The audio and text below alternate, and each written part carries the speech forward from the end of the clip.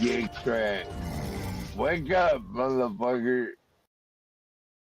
Called his life about to get at the Federal Reserve?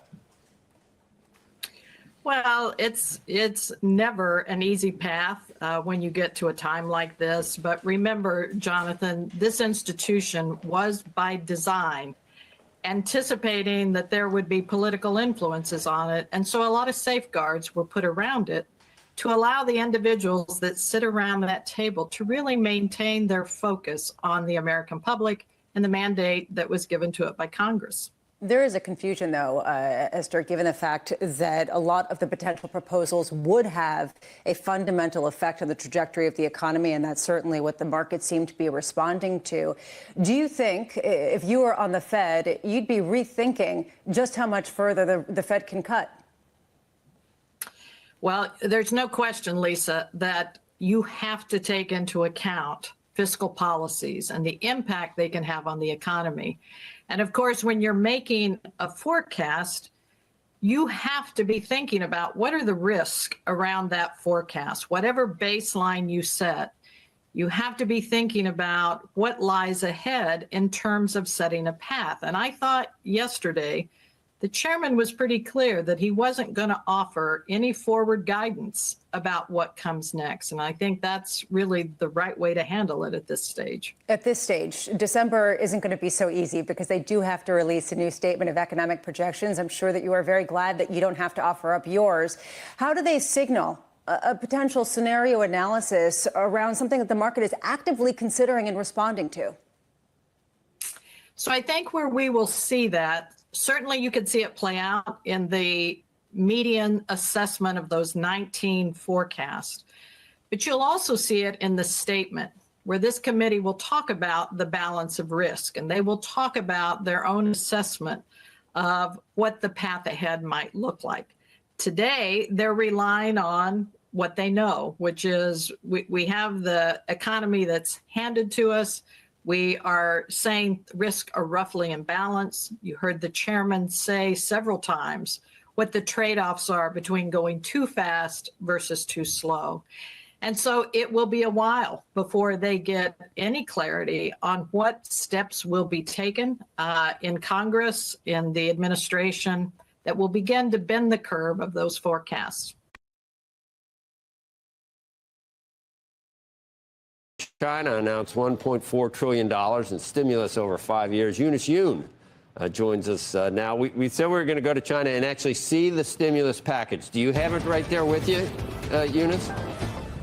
Yeah, that's right. That's right, Joe. There could be more announcements in the next hour or so, but so far, China's long-awaited stimulus is not what investors had been hoping for. You mentioned the headline number. It's big, $1.4 trillion, but that money is not being used to stimulate demand. 60% of it is going to local governments to issue new bonds over 3 years, including this year, to pay off what the government calls hidden debt. So this is off-balance sheet debt, debt that hasn't been recognized, which has been a primary source of risk in this economy. In addition, local governments will be allowed to issue more special bonds over 5 years to raise more funds for, again, the same purpose. The finance minister signaled that China would be open to the idea of expanding its fiscal deficit next year, so implying that there could be greater stimulus then. But so far, the stimulus that we're hearing is going to mainly come from refinancing that debt at the local level. And so the finance minister said this would free up about $85 billion over 5 years so the local governments can spend more. But there is nothing in the plan that puts money in the hands directly of consumers or companies, therefore stimulating demand. And that's one of the reasons why you saw the stocks selling off so much, all these the Chinese ETF in pre-market, as well as Alibaba and others. A lot of stimulus. We stimulating ourselves a little yesterday with Jay Powell and another quarter point or this week. Eunice, I don't know what that does. It's a time that I think is fraught with uncertainty. We always say that more than usual. Can you update us on what kind of relationship we're going to see between the president-elect and President Xi. That's a weird one to Trump has said very, like, sort of complimentary things about Xi, how smart he is and how he exerts, you know, kind of scary when he says that he admires the way someone exerts that much control over so many people. But you got the Taiwan issue, and you know, we want to, you know, onshore a lot of stuff. It's just you must be. Can you sleep at night? There's a lot for you to be thinking about. Well, there's definitely a lot of uncertainty, and there have been several research houses that expected that this stimulus plan could even be bigger than what the policymakers originally wanted. Nomura had said that it could be 10 to 20% larger than expectations. We don't know whether or not that's going to come to fore, because we are still waiting to see if anything else is announced. But in terms of the relationship between Xi Jinping and President-elect Trump, as you said, the one thing you had mentioned, tariffs. So President-elect Trump had said that he would hit China with 60% tariffs. That would be very disruptive to the economy, something that China would not want to see, especially at this time when they have a jobs problem and excess capacity in several different industries. At the same time, President-elect Trump has signaled to Xi Jinping that he could potentially do a few things that the Chinese would welcome, such as a softer approach with Russia's Putin, for example, which is a chief ally of China, maybe a weaker position on Taiwan, which also Beijing would appreciate. And then President-elect Trump has expressed contempt for the allies. So in that way, China could potentially benefit from a lack of coordination and this coordinated front that they are seeing for their trade practices, especially on, say, EVs, for example.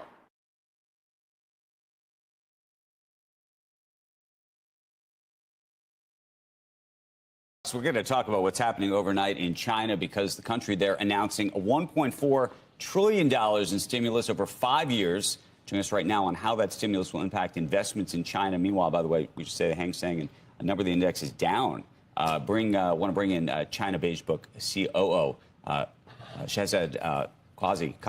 I want to get that right. So what does this really mean? I would have thought that that kind of number, you'd have things flying in a sort of David Tepper style way, but not the case. No, not at all. Look, this is not the stimulus that markets were looking for at all. This is not stimulus, I think, to begin with. What they're doing is recycling debt. And we've seen this playbook in China over and over again. I don't think this does anything to actually stimulate growth, not at least in a way that's going to be meaningful for markets. So when you say they're recycling debt, what do you mean? Well, what they're doing is, Italian local governments, you can now go out there and issue more bonds and take all this hidden debt, bring it onto the balance sheet, and then some more. Some of the debt that's owed by the local governments will get transferred onto the central government's balance sheet. So they're just moving the money around. That's great, brings out, your interest rate payments and so forth, perhaps, and gives you some more money to maybe pay workers who haven't been paid, but doesn't do much. What is your gamble on the next 12 months in China? Yeah. Mr. Tepper, I just referenced him, was sitting here, and that week he called it right. Things have gotten more complicated since then. Oh, yeah.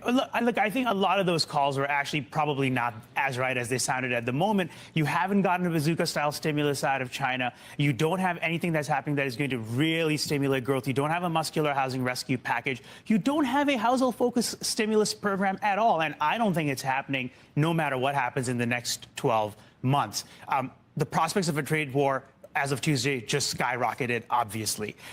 What I think is happening here is that you got Beijing reserving some of that fiscal power and saying, once the trade, if this kicks off and really starts hitting us, then we move in. So, let's talk about the trade war, the impending trade war. In your mind, what does that look like? How does that play itself out? Walk us through the sort of the decision tree here of what could happen. Well, look, I think the Trump folks are more or less already working on what the plans could look like for the president on day one, right? And how big they want to go. And those debates are starting now. It's all very, very live. Now, we're going to find out once, of course, Trump takes office, what the actual priorities are and how soon he starts making those announcements. But the announcements, of course, could be very staggering, could be very dramatic and very bold, which will have a very real market reaction. We'll see what the actual economy, impact on the economy is.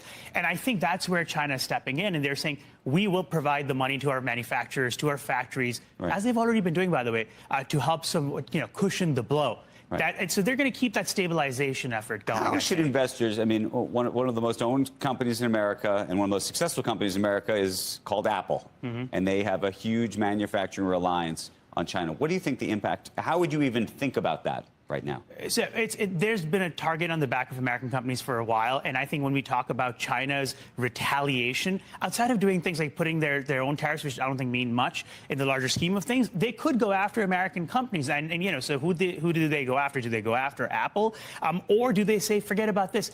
There's a whole bunch of medical equipment and pharmaceutical production happening in China that the Americans rely on. We're going to start disrupting those supply chains. So they could really pick, how hard they want to hit us. Their toolkit is limited overall. We've got a lot, bigger arsenal, but they could still cause a lot of pain.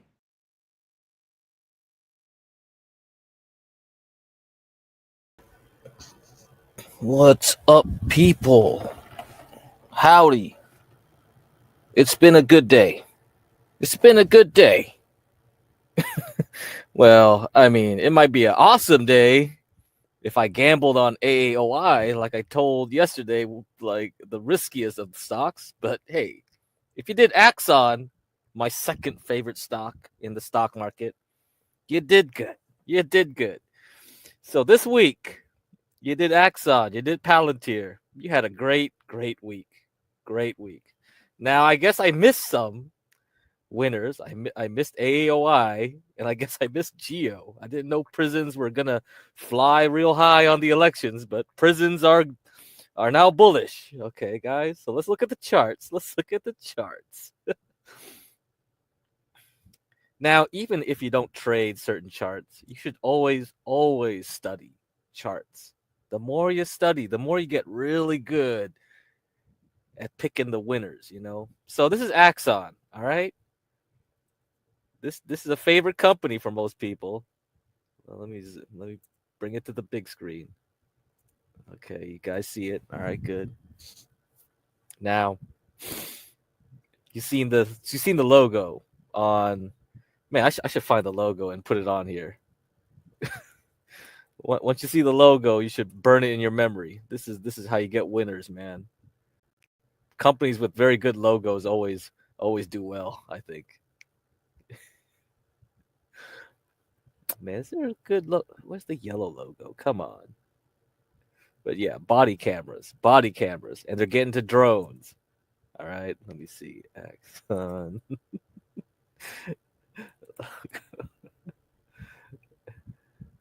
let me get a good logo. Yeah. How about that? There you are. Here, let me copy and paste it. Burn in your memory. There you go. See that? There you go. You see that everywhere, don't you? Everywhere you watch those body cam videos. Shit. And you guys thought it was too pricey. No, it's too expensive. Nah, it's not expensive enough. Apparently, it's $600 now. Oh shit. Up nearly 30%.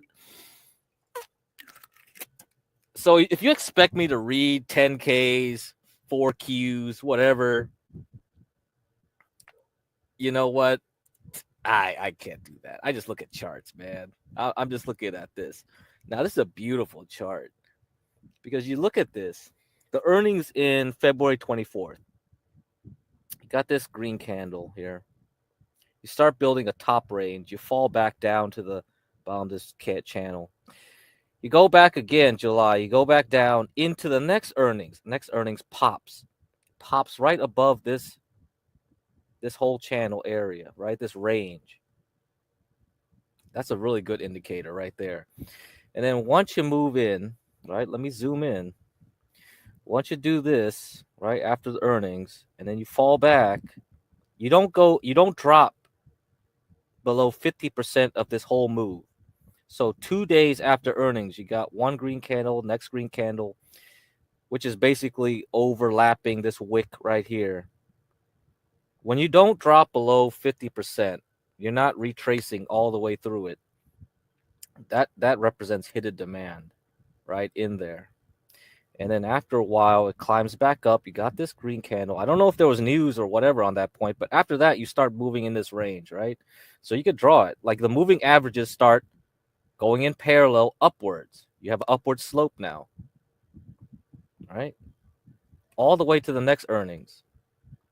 So that gives you an indication that, well, more likely than not, earnings will be good because buyers keep going in there. Now, would I sell? Yeah, probably. I think we're done for most of this month. I think we're gonna go sideways to down from here. People are gonna start thinking about taxes. The New Year's is just around the corner. It will happen pretty quickly. People will decide which ones to cut, and then they'll pair it with losers, right? So there's a lot of losers on the other end. Who are the losers of this year? Well, after elections, it's all the solar stocks. So TAN, the solar ETF. Let's look at some losers here. What's the big one? Nova, that recently, look at that, down 15%, was down, I think, 50%. Yeah, then down another 15 here. Yeah, so they're going to start cutting losers. Expect this stock to drop all the way into New Year's. Guess what? Might be something to trade into next year because they'll oversell it and then it'll bounce back. Doesn't mean it's a good company. Doesn't mean anything. All I'm telling you is that, like, watch for trash stocks. Any trash stock going into the New Year's, they might have a sympathy bounce when people are done selling, and then you can exit out on a trade. So watch them for trades. This at least is very volatile. So a lot of solar stocks are. And then you'll have to look at lithium too, because lithium is now done. Because China, the stimulus, burp, burp, burp, burp, not exciting. So that means a lot of the EV stocks that were dependent on China, everything else related to it, like lithium, yeah, that's going downhill. Bop, bop, bop. So we're done. So this initial pump up right here on China stimulus, it's over. You see that? And then one last retreat up, that's done. Elections finished. So, I think the last I heard for the House elections, I think they're going to retain control of the House. So GOP is retaining control of the House. They got control of the Senate now. They got control of the presidency. For the next 2 years at least, it's all about Republican spending. So who are the Republicans going to spend on? Prisons. Apparently. Man, I should have knew. So this thing up 42% on the elections, up another 13% on earnings. For the whole week, this thing is up 76%. Damn. Oh, man. I don't know if Michael Burry still owns this dang thing. But anyway. See how high we're going to go here. Yeah, we're back up to old highs from 2015. Not sure how much further it will go. But yeah, I'll keep it on watch. You never know. It might retrace 50% of this, right? It'll go back to 17. So let's say people start selling it off. So they'll try to hold it into New Year's, but I doubt it. I'm going to assume some people are going to start selling. And then by the time New Year's hits, there'll be a whole bunch more sellers because they're like, okay, whatever. We got to get our profits before we lose all of it. Then we'll hit around here, $17 a share, $15 a share for Geo. Look for that. I'll probably be like, yeah, maybe that's a time to think about buying, and then we'll see how it goes for the next 2 years after that. All right. Keep that on your watch list. Let's see. Other one, AAOI. Yes, this is the stock I was saying. Gamble, gamble, gamble. It's great for gambling, not for investing. CEO is really terrible. The CTO is some lackey. This thing probably is running on one customer only still. I haven't looked at its earnings call, but I assume it's the same way it was in 2018. This is a one customer stock. When that customer buys, it will get it. Optical cables for data centers. And what's good is that when you see trash like this get a lot of buying because they are a one customer company, you look at the broad index, I mean the broader sector. We'll look at Lumentum. They reported yesterday too, also up. Good sign. And then Core, COHR, above its resistance and support level here, right off of earnings this week as well. So Lumentum is LITE, light. Okay, so keep that in mind. So what that means is it tells me that AI spending is still strong. Data center spending is still strong. And doesn't mean that semiconductors itself are going to do well, because that's going to be really dependent on NVIDIA right now. NVIDIA won't report for 2 weeks on the 20th. Okay, so same thing that I'm playing with SMCI right now that I told you guys, like, yeah, if you get into 20, really good. If you got at 28, 25, yeah, you can keep holding it and see what happens.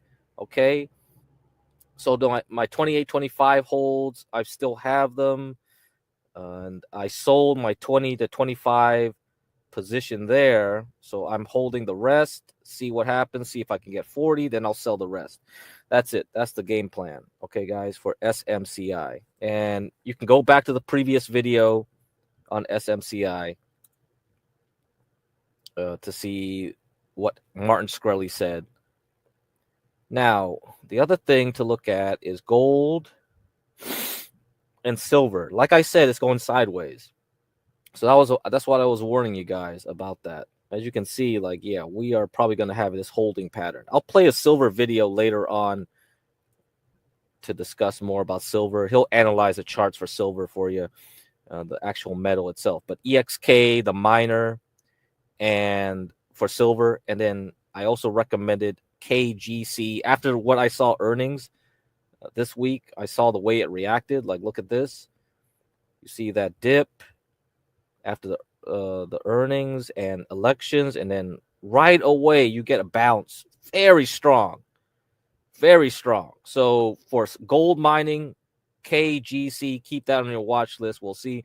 But yeah, expect it to go sideways from here.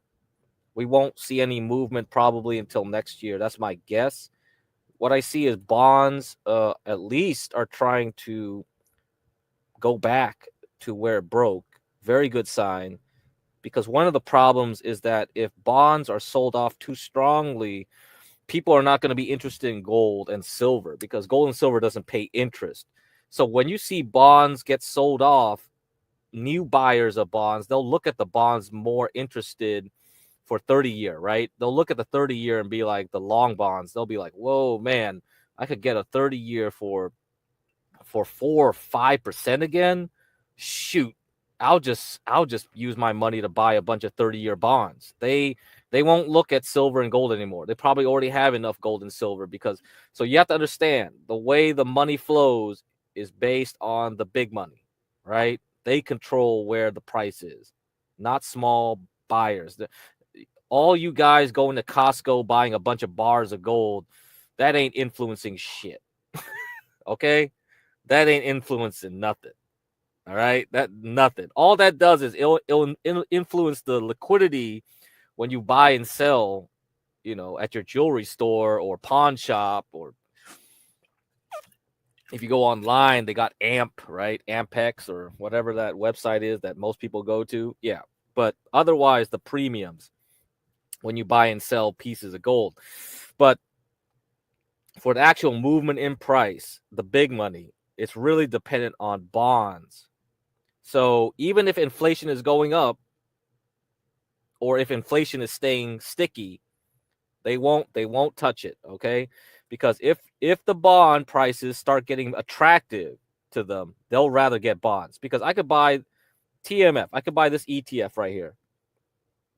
I could take my money, buy this ETF, TMF, right, and get it at 40 something, expecting it to sell it at 58, and I'll get my 3-4% just holding this ETF at the same time, right? That's 3 or 4% APY. So over 1 year, it's 3-4%.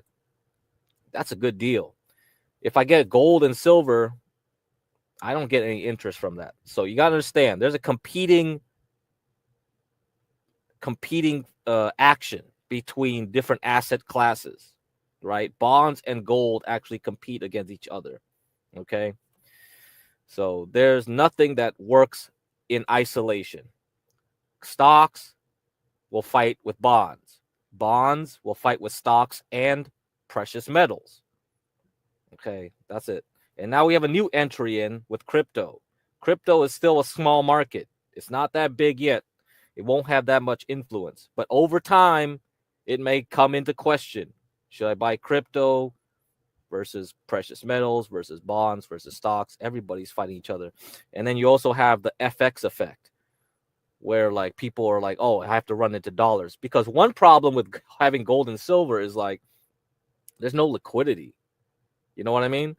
You just can't run around with bars of gold and silver and going up to someone and like, I want to buy your house. The liquidity is only in dollars, especially when dollars are essentially digital at this point. Nobody's carrying around wheelbarrows full of cash, right? The banking system ensures that there's liquidity in the cash system, where cash is essentially a number on a computer screen. So until Bitcoin is accepted and their network is accepted, that's where the issue is, because I could potentially see crypto unseat that banking power, right? That's the dream. That's what the pipe dream is for the Bitcoin maximalists. So I'm just giving you the fundamental reasons there. But as far as this show is concerned, we're just trading right now. So we'll just look at it, right? So Bitcoin is still holding.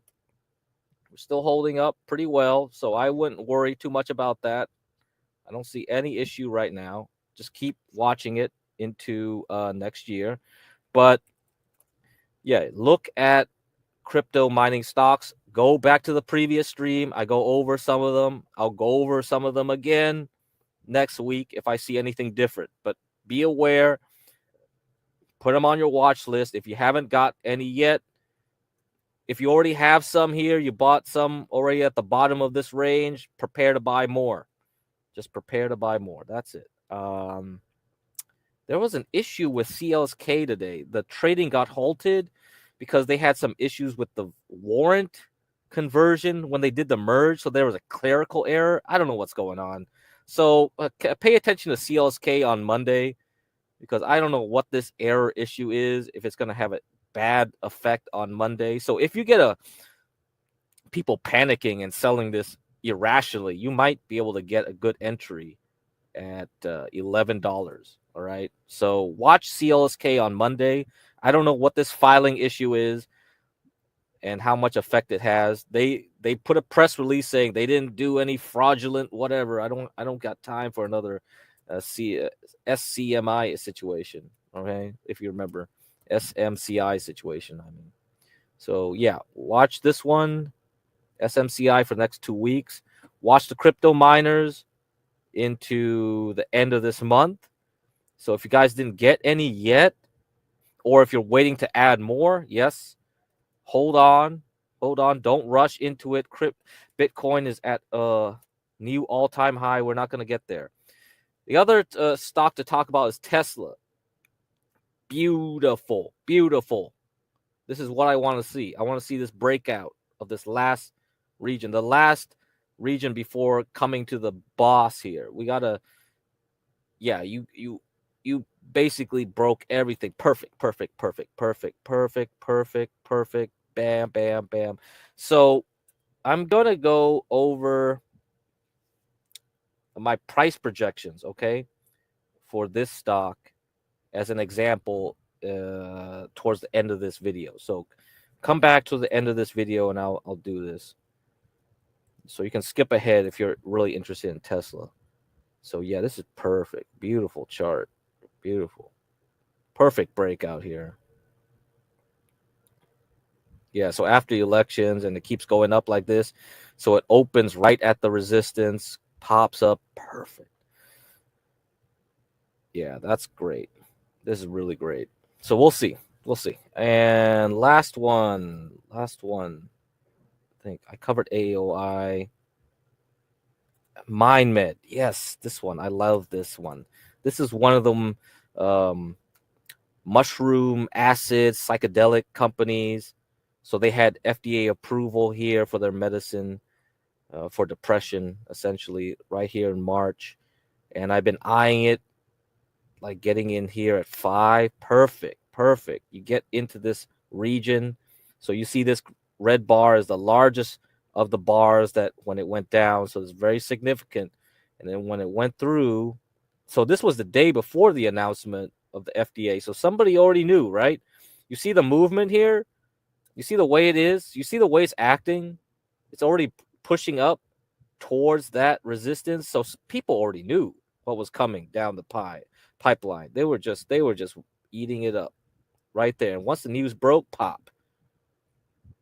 And then they were selling right here. And that's why it moved back down, because all the people that were buying here, they got the news, they got their money, they're done, they're selling. This is distribution, right? You see this accumulation, and then you see more of it here. So people were just really, really starting to get the news ahead of time. And then once it comes through, it's done. They're done. So this was the last failed attempt to retake like 50%, and then it falls back down. So anything with a significant bar, just look at the 50%. Now you see this weekly candle right after earnings, right there. We're just above that 50% mark here too. What I feel is like it will just go back and fill this area in the 7 and 8 area, and then once we're done with that, we're ready to try to attack 12 again. And once we get through 12, we get to 36. So yeah, keep this on your watch list. MNMD. I think this is a great potential multi-bagger stock. Risky penny stock type thing, but hey, so like I said, AOI, MNMD, anything like this, like you're really interested in very volatile stocks, or you're interested in something that might be long-term, MNMD is actually a better story, for the longer term, especially for your IRA, accounts where you just have very little cash in there. This is perfect. You can easily like quadruple or quintuple your account size using stocks like these. So this is one of them. I'll probably have to look for more, since a lot of people will be more interested in this. I don't personally partake in so many, of these type of risky stocks, but when you see charts that really align very well, and then if you have a fundamental reason on top of it, or a potential fundamental reason, yeah, they're really great. Okay, guys, let's do another video. Let's take a break from charts. Look at another video. I think we're going to talk about stimulus, American stimulus. So Chinese stimulus has failed. Chinese stocks are coming back down. But let's see what the American side has for us. What do the Americans think? CEO Arvind Krishna joins me now. It's good to see you. Always good to see you, Sarah. Well, everybody's rethinking the entire outlook because of the election. How does your view change of what's ahead? Look, I think taking uncertainty away always helps business. So now we know what we have in terms of roughly. We don't know the exact shape, but we know roughly where U.S. policy will be. I think it is going to lean in favor of innovation. It's going to lean in favor of economic growth. The president-elect has been very clear about that. And I think that's what this nation is founded on. So that, I think, is going to cause tailwinds to spending, both CapEx as well as technology spend. So you see an improved picture for your own business? Absolutely. I think 2025 is going to be better than 2024. Does that include the consulting business? That was one of the weaker spots in the last quarter. And you were talking about it's not a quick fix when it comes to the discretionary spending from companies. Yeah. So when I look at the last quarter, I would actually turn around and tell you, I think it showed that the underlying health of the business was extremely good. We grew software at 10%, and consulting was soft. Consulting was flat as opposed to 2, 3, 4% growth, which is what we might have expected. Yes, that comes from people pushing the brakes slightly on discretionary spend. But why? We said we think that's because partly uncertainty, partly geopolitics, partly interest rates and inflation. So if 2 of those 4 get moderated, then that implies that people are going to spend. I also think if interest rates stay moderately higher, then technology becomes a way for people to get their way out of the other costs that come with it. And that, I think, is going to drive tailwinds in 2025. It's always hard to predict by the month, but I'm actually optimistic that we'll see a turnaround there during the year. During next year, During 25. early next year. What about regulation? I mean, you've talked about how everybody's looking forward to a more deregulatory environment, at least in the market. How does that affect your sector in particular and your business? Look, I mean, we always need regulation. So let me acknowledge that. Regulation provides guardrails. And this goes back to the very foundations of capitalism, where you say, yep, you need the market to be free, but you need to provide some guardrails so that you don't get bad actors. So we'll acknowledge that. But regulation creates friction. If you give too much friction, as when regulation becomes overzealous, it causes a pause. It causes a massive slowdown, which none of us want, because then the economic growth is not there to propel the economy forward. And I think that that may have been a little bit of where we went. So I think that a lighter touch on regulation is going to be extremely beneficial to business.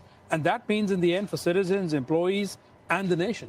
Does that include M&A, antitrust regulation? That's where it's been particularly tough in the Biden administration. A lot of people are looking at you to see what your appetite would be to do deals in a different regulatory environment. Look, if we can get certainty that deals can get done in a certain amount of time, where there's a conversation between the regulators and the business for them to be clear about what they want and what they don't want, then it causes an acceleration in what we can get done. By the way, that causes capital to free up, because that means companies who are private, that money goes back into the market. So I think it actually propels everything forward. From everything I can see, I would predict that M&A volumes in 25 will be quite a bit up from 24 and 23. What about Gen AI regulation? There hasn't been much of it, but already the president-elect on the campaign has promised to overturn, for instance, the executive order from the Biden administration on AI. What do we expect? Look, we believe in responsible AI, and we have been very public and talked about that model developers should be accountable and responsible. We want open innovation, not closed. I think the pieces where there was talk in the administration and you could interpret some of the EOs as saying that you need third-party assessment, it just causes, again, way too much friction when it's such an early stage. So being accountable, good. But asking for third-party assessments, I think, is not a good idea. And so we are in favor of a lighter touch on regulation, other than for some extreme use cases where it involves life and death. Shares of your flagship fund, the ARK Innovation ETF, surged more than 8% on Wednesday. It was the best day in more than a year. Part of the risk on trade that we saw on optimism of a second term for Donald Trump in the White House. And that's where I want to start with you, because when you were back on with us in October, you indicated, without actually saying the former president's name, that you preferred a President Trump over President Harris, strictly from the standpoint of the candidate who you saw would ease the regulatory environment. So here we are. What does another Trump administration mean for you and the companies that ARK invests in? Okay, well, thank you for having me on your show, Tim. Yes, regulation, critical. I think the regulations that have been creeping into the system, actually, they started to creep in. They've just flooded the system and really gummed it up. So the biggest regulatory issues have been around the SEC, especially when it comes to digital assets or crypto legislation, and the FTC as it relates to M&A activity. I think both there are going to be big changes there. And that is going to be the beginning, I think, of a lot of regulatory changes. In his first administration, President Trump basically said, for every regulation you want to introduce, anyone in my administration, you must get rid of two. I think it's going to be maybe more dramatic than that this time around. And I also think having Elon Musk, who I think today announced that he'd like to name a new department, the Department of Government Efficiency, get that, D-O-G-E, Doge. I think he's going to come into the administration. I don't think he'll be a formal part of the administration. He'll be more in an oversight role, as I understand. Yeah. Well, hey, Kathy, I want to jump in here because you mentioned a few things that I want to follow up on. One is Elon Musk. Have you talked to Elon since the election? No, I have not talked to him since the election. I did see on X that he was part of the family as they were taking the picture around President Trump's acceptance speech. So, I know he's obviously had a tremendous impact on the election. I think he had X made a big difference, and his ideas around government efficiency, which will revolve importantly around technology. Artificial intelligence is doing wonders for the most bureaucratic organizations out there. We know from Palantir that it is having a tremendous impact on insurance companies, underwriting process timelines dropping from 2 weeks to 3 hours. And even in the military, Maven, Palantir's working on Maven with the DoD for targeting the enemy. They have shrunk that department. Don't need as many people. They've gone from 2,000 to 20 people. Right. Which it's pretty amazing what's going on. And I think we'll see a lot of attrition. Any employee leaving the government probably will not be replaced. Okay. I don't think he'll. I don't think he'll do $2 trillion in government spending savings in 1 year. That might be a 5 to 10 year. And I think between technology and attrition and lower regulations, maybe the abolition of certain departments, that they'll go a long way. So you don't see him serving a formal role, but still overseeing some sort of Department of Government Efficiency in an informal way? Help me understand what you see him doing, and whether or not that could be some sort of threat to, he's a very busy man. Yes, he's an unbelievable, he's the inventor of our age. I think I said that in 2015 for the first time when I was on your show with Carol Masser at the time.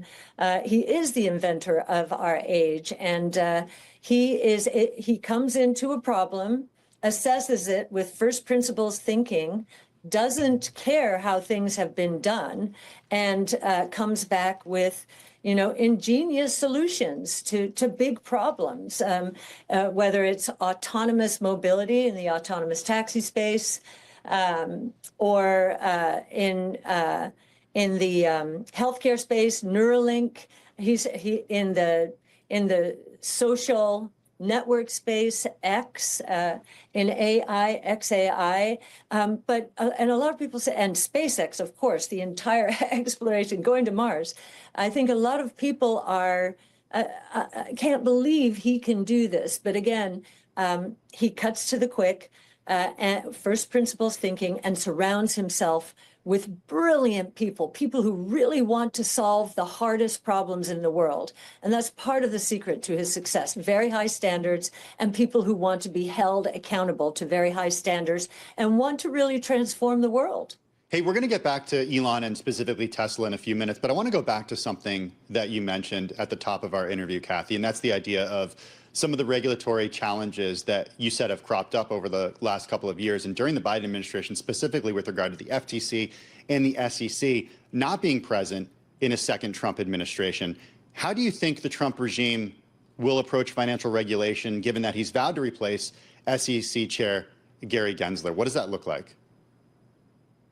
Well, I think first, as it relates to crypto or digital asset regulation, they're going to replace Gary Gensler with someone who is much more open-minded, I would say, and will let the legislative process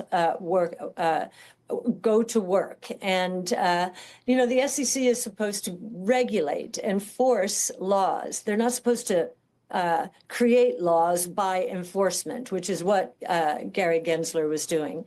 So I think that's going to be important. I also think if you look at the public equity markets, I think the number of public companies out there right now has been cut in half in the last 15, 20 years. The regulatory nightmare of being a public company has kept leaders of companies basically saying, if I don't have to go public, I am not going public. And so I think we're going to see a lot more work in that regard to give, the average investor a shot at some of these moonshots. So I think that's going to become very important. As far as the FTC, the antitrust has gone way too far. They were denying mergers and acquisitions that really the companies were tangential to one another. They weren't even really in the same market. So we're seeing, and yet at the same time, we've seen these megatech companies grow into, massive organizations and dominating their market. So they were denying mergers and acquisitions for, think about JetBlue and Spirit Airlines. Yeah. That was ridiculous. That was in the same industry, but one is going bankrupt now because they wouldn't allow that M&A. They were just dogmatic about it and didn't show to us at least any common sense.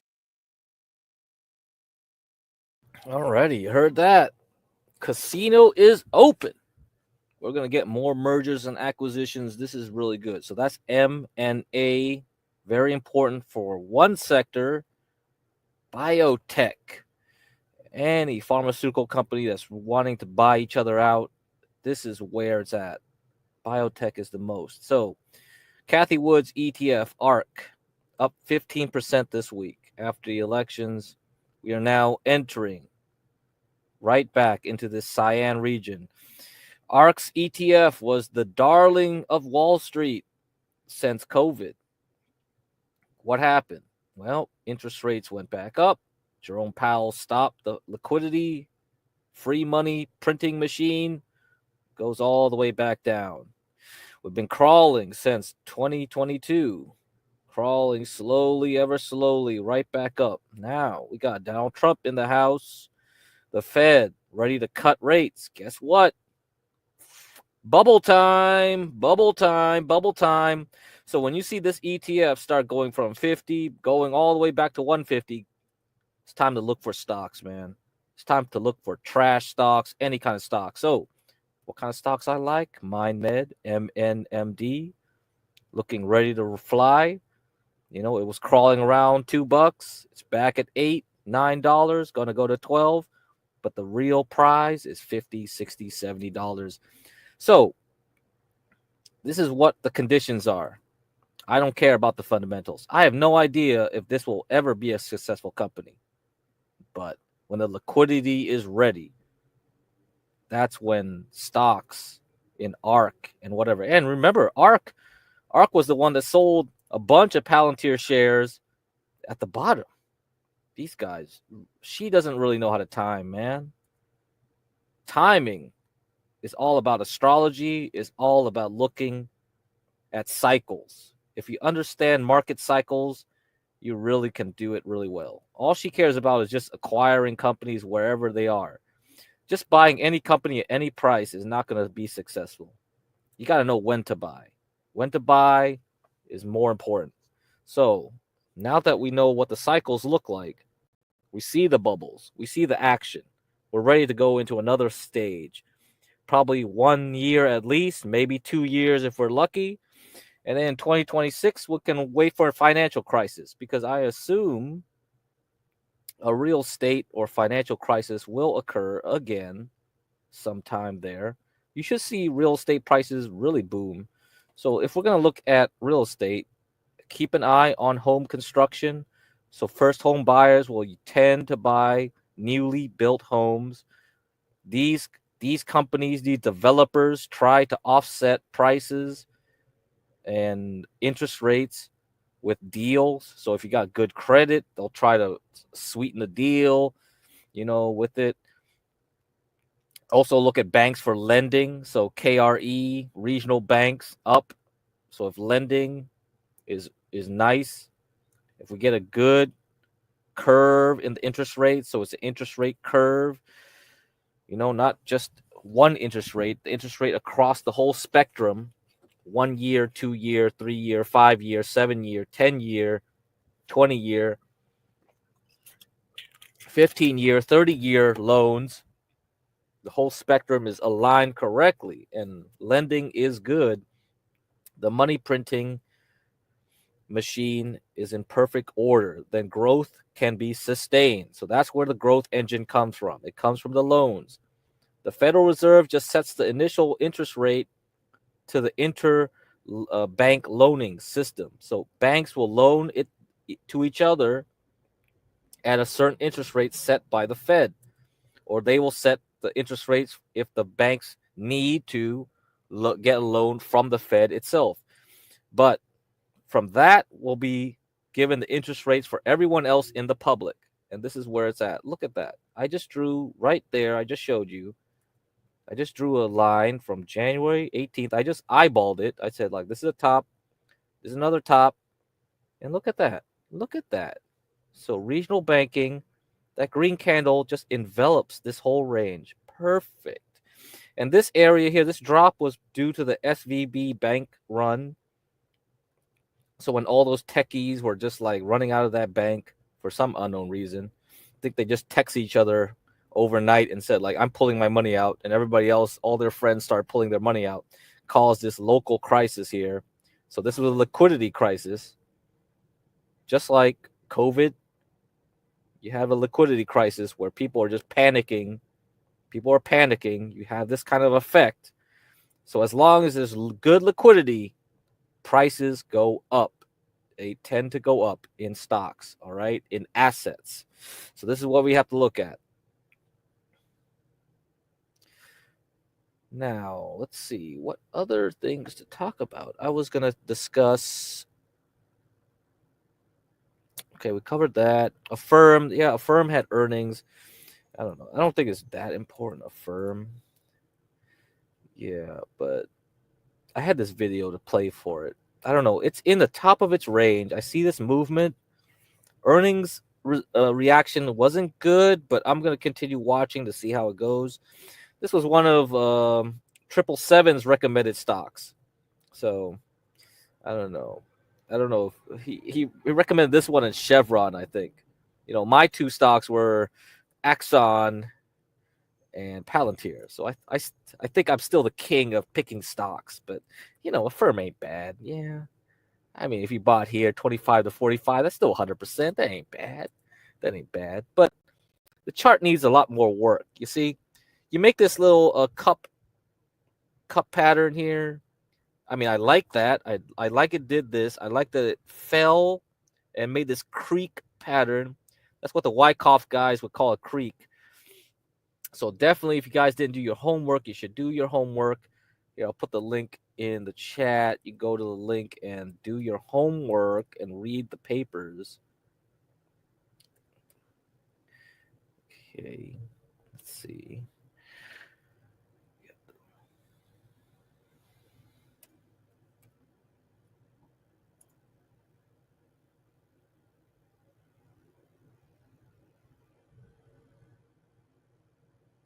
Oh, damn. They privated it. Shoot. Oh, they just privated it. Oh, well. You can't get the old stuff, I guess. Some of the old stuff.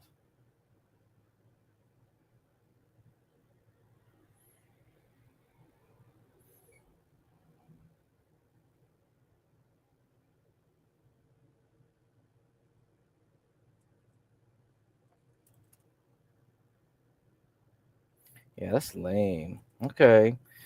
Okay, well.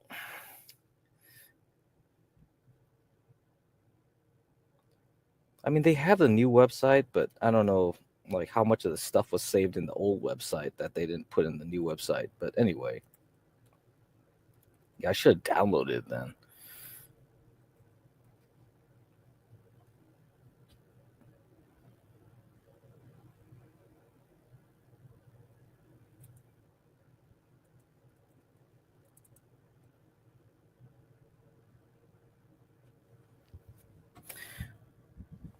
see here. I saw on Godell that Martin said if you're holding PLT, you might tell. What do you think? I don't know. I mean, it's nothing. I don't think there's any reason like to keep it. If you already made a lot of profit, you should always sell once you hit your targets.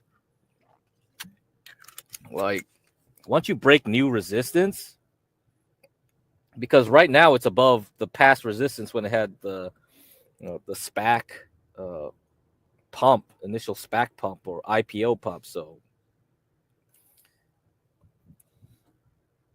yeah, I mean, I would be selling too. Why not?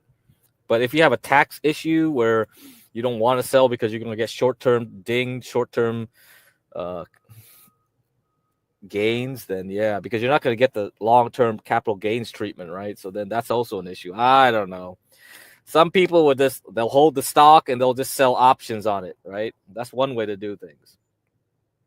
So here, go here and get your homework. Read that. I don't know. So their old website, which had a lot of nice stuff on there, is gone now. That sucks. That really sucks.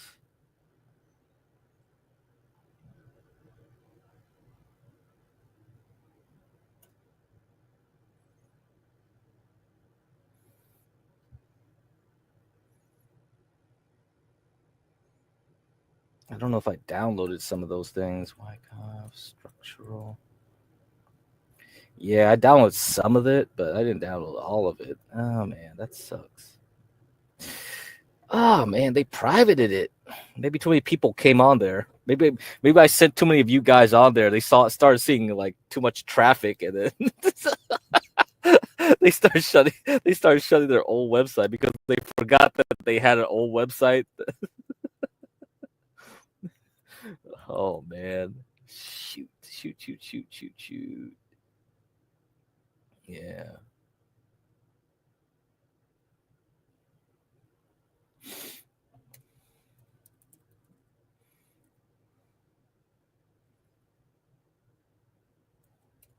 Well, let me see.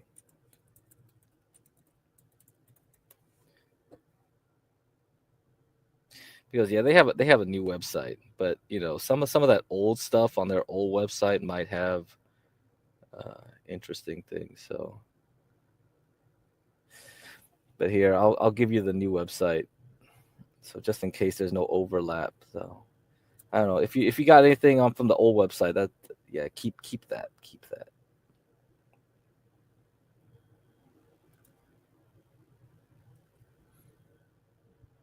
Here's the new website. Crack with the advancement of this 4B stuff. What is a good long-term ticker for femcell futurism? What is this 4B stuff I keep hearing about? What is this? What 4B? Man, what the heck? Man, what? I keep hearing this stuff from? Like, what is femcell futurism? What the fuck?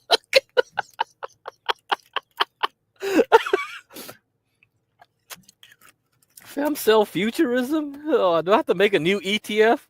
I mean, there's the white girl ETF, right? Apple, Ulta, Lululemon. What's the 4B stuff? Do I have to look? Oh man, I don't got time, man.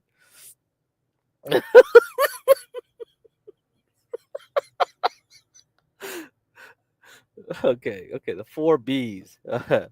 Yeah, the radical feminist movement originated in South Korea. No sex with men, no giving birth, no dating men, no marriage.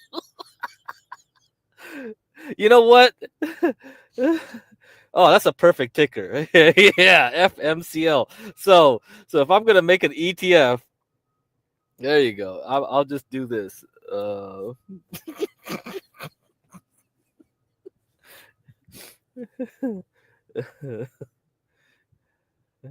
Killer boxed wine, artificial wombs. Yeah, you know. The funny thing is, like, you can go to the Hims website. Have you ever checked out the Hims and Hers website? Pretty interesting stuff. And just check out their YouTube channel too. So there's the HIMS website. Go there. The HIMS. There's the investor website, and so let me look at where the Hims and Hers YouTube.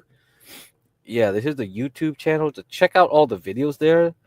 It's like they do all kinds of strange fertility and all kinds of stuff. Check it out. Go to that YouTube channel.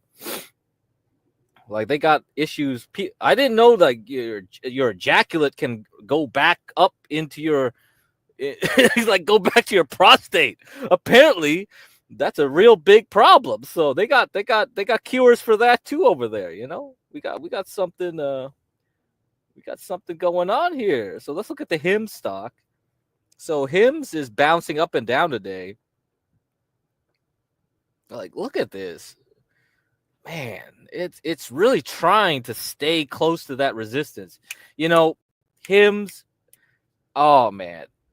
So anybody that bought an 18, good job. You did a good job going through earnings and Donald Trump and all this GOP crap. But, you know, once it's building its energy, I think we're ready to fly. We're ready to fly at 24. The next time it tries to penetrate through 24, like with a strong candle, that's what you want to see. So when you look at Tesla, like here, you look at Tesla, right? That's exactly what you see. You don't want to see any goofing off and coming back down. You're punching right through it. And if you do come back down, you just retest it softly. So this whole range, you go 50% of this range from here to here. You just hang around 304, 305. And then that's it. That means you're getting ready to go back up again. You don't want something where it just like pops and then immediately it just rejects it. That's like a failed breakout. You know, you see that kind of stuff, you get a failed breakout. And you saw that in 2022 with IWM. You saw that right away. Like you can see it like here. On the weekly chart, you see this? You have this strong break. And then immediately you just retreat. The next week, okay, it's a little red, but then the next one you fall through more than 50% of this green bar, and then over, right? After that was Omicron, the Fed was talking, and then it just completely wiped that out. That's over. When you have a breakout and then you fail, that means you're going way lower.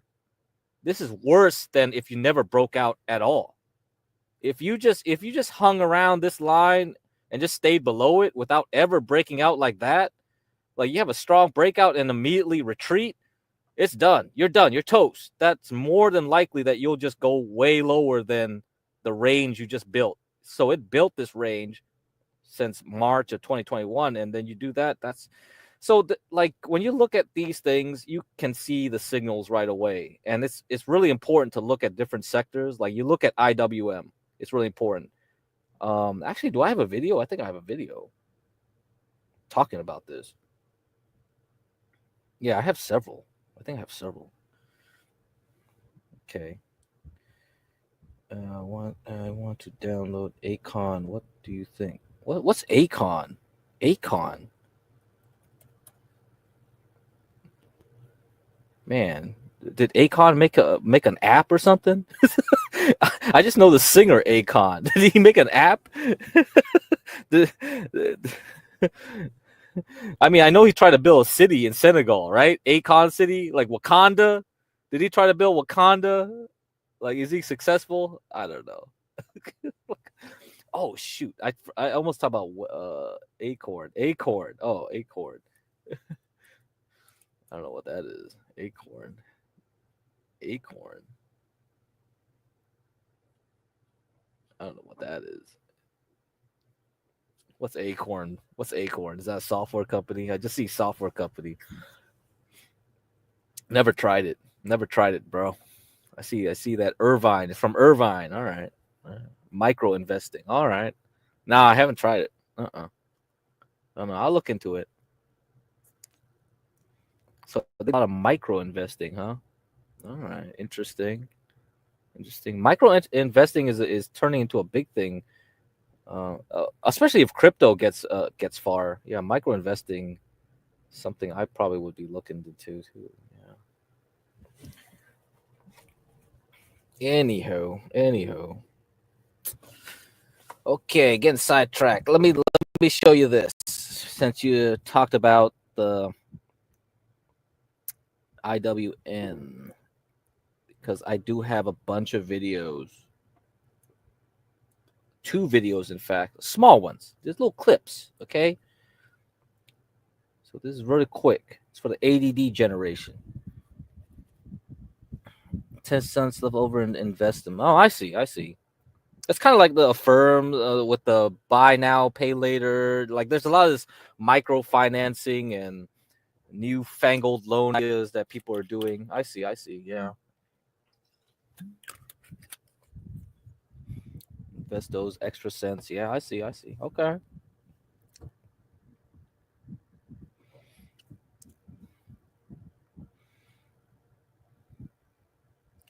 Okay, let me show you. So we were talking about the IWM, the Russell. Okay, that's the Russell 2000. Here's 2 videos about it.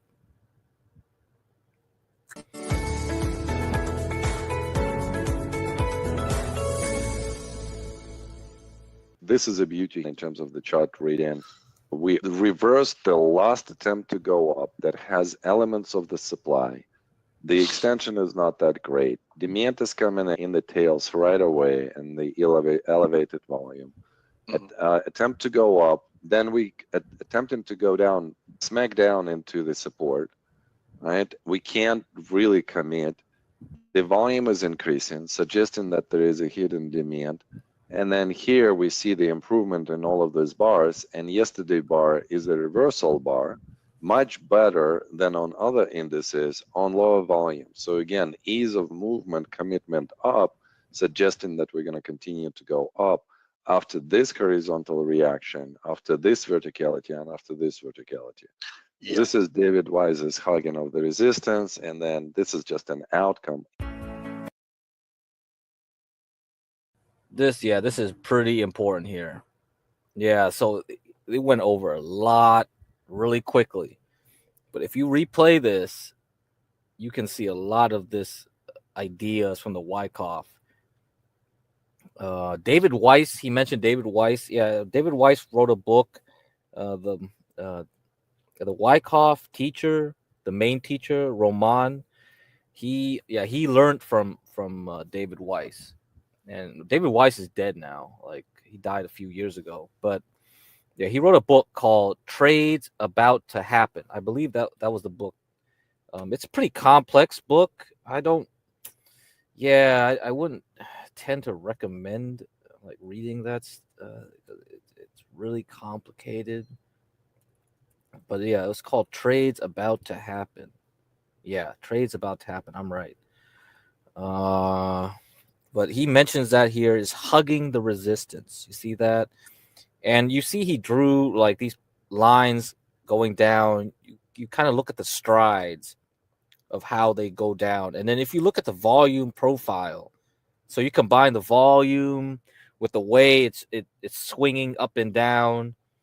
Yeah, you can tell like there is hidden demand or hidden supply and things like that. And you can kind of assume, okay, this is where it's likely to go. You know, this is how these Wyckoff guys do it. So you don't see any indicators, right? They're not doing any indicators. They're not doing any moving average even. They're not even doing that stuff. They're just looking purely at the candles, the swings, and the volume. That's all they're doing. So that's what David Weiss was mostly about. And you can look up his name. So David Weiss. So you can look it up. You can go Google his name. Go to YouTube and Google his name. He did a lot of presentations. But yeah, he's pretty dry though. I don't think a lot of people would be really into it unless they love looking at charts all the time. But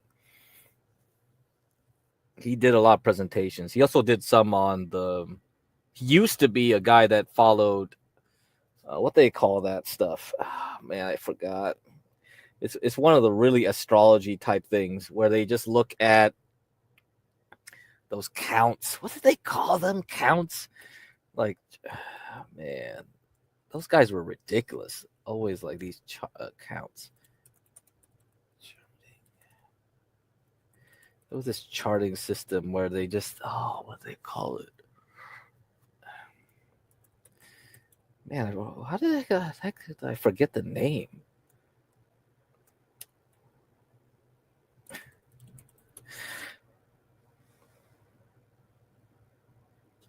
They call them waves. I forgot what they called them. The waves. Oh yeah, Elliott wave. That's what it was. Okay, I looked it up. Elliott wave.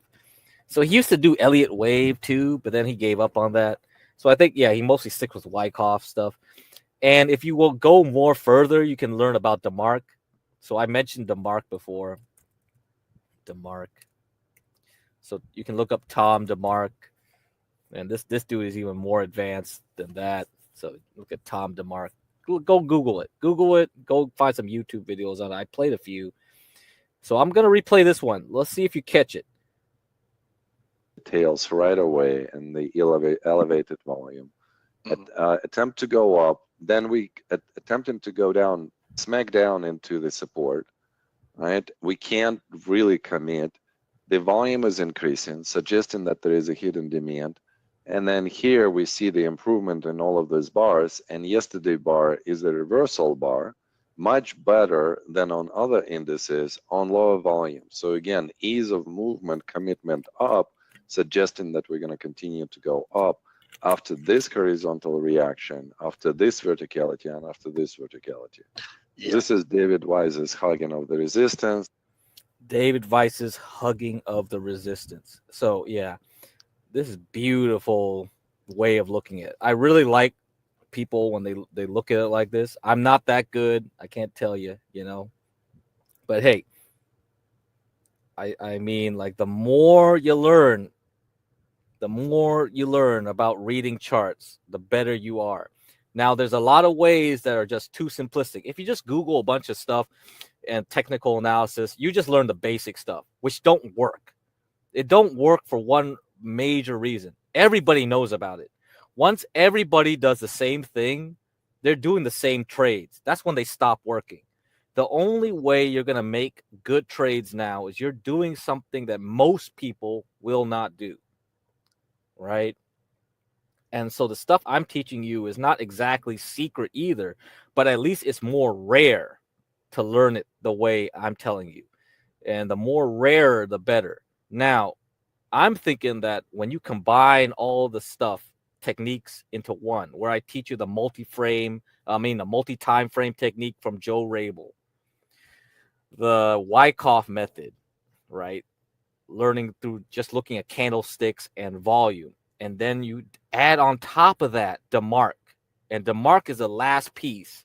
It's the most difficult piece. If you add all three together, that's really, you will become a master chart reader. Then what you want to do at that point is try to take that knowledge and somehow get artificial intelligence to do that, because all you're doing is reading an image. If you're just reading patterns and images, you can train AI to do the same thing. But at that point, you don't want to tell people what you're doing. You got to keep it hidden. You can't, after this, yeah, I can't tell anybody anymore. I'm just giving you the seeds right here. I'm just giving you the little nuggets. You can do this yourself. If one of you guys go off on your own and take what I've told you where to go look at yourself, you can make tons of money, probably real easy. It'll just be a printer. Beep, beep, beep, beep, beep, beep, beep, beep. But just don't tell anyone else, you know? Keep it a secret. Like, once the secret is leaked and like 100 people know, it's over, right? Because those 100 people will talk to 1,000 people, talk to 100,000 people. It's done. It's done. So you got to keep a cabal, all right? You got to keep it. That's what it is, right? It's the Illuminati. You got to have that secret handshake. You ain't telling everybody about this shit. Hell no. That's why AI to me is pretty scary, because a lot of this stuff, a lot of trading I'm teaching you right now, look how easy it is. All I'm doing is looking at a picture on a screen. Like, I'm not wasting my time like Shkreli and like autistically looking at every balance sheet going like, how much is gross income? How much of this is like, okay, like revenue stream is here. You think I got time for that shit? I don't even care about that shit because it's a waste of time. Everybody is doing that. Like, you think Shkreli is doing something that another person isn't doing? There's a billion suckers in a bank building right now doing exactly what Shkreli is doing. And you think Shkreli, one dude, can take a bunch of Adderall and Coke and meth and outdo 100,000 sucker MBA guys that are getting like 60K a year to do the same thing as Shkreli is doing? No way. And AI is going to replace them all anyway. But if you get AI to look at cycles and look at charts, you're basically stealing their work on top of looking at something better, predicting the future. Predicting the future isn't going to be told from financial statements. They're going to be told by astrology. That's the key. Astrology is the key. So anyhow, okay, I'm getting off my soapbox. Don't worry. Let me play this one. Let me play this. Let me play this video. There's a Friday soapbox. Yeah, here we go. So after you saw that chart, look at this.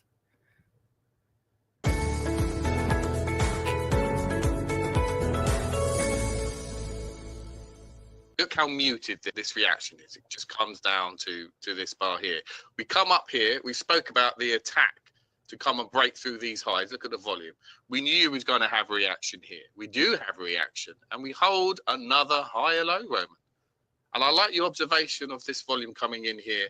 That's hidden demand. The secret buying here. Why with all this effort to come down, can we not even go and test this support? It's additional strength.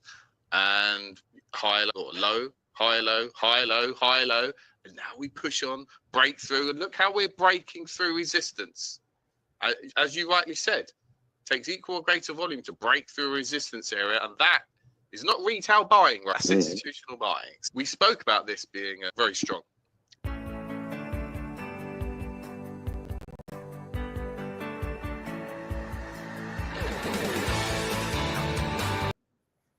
So yeah, you can go to their website. You see it there, Wyckoff Analytics. I mean, it's a very expensive course. I haven't taken it myself.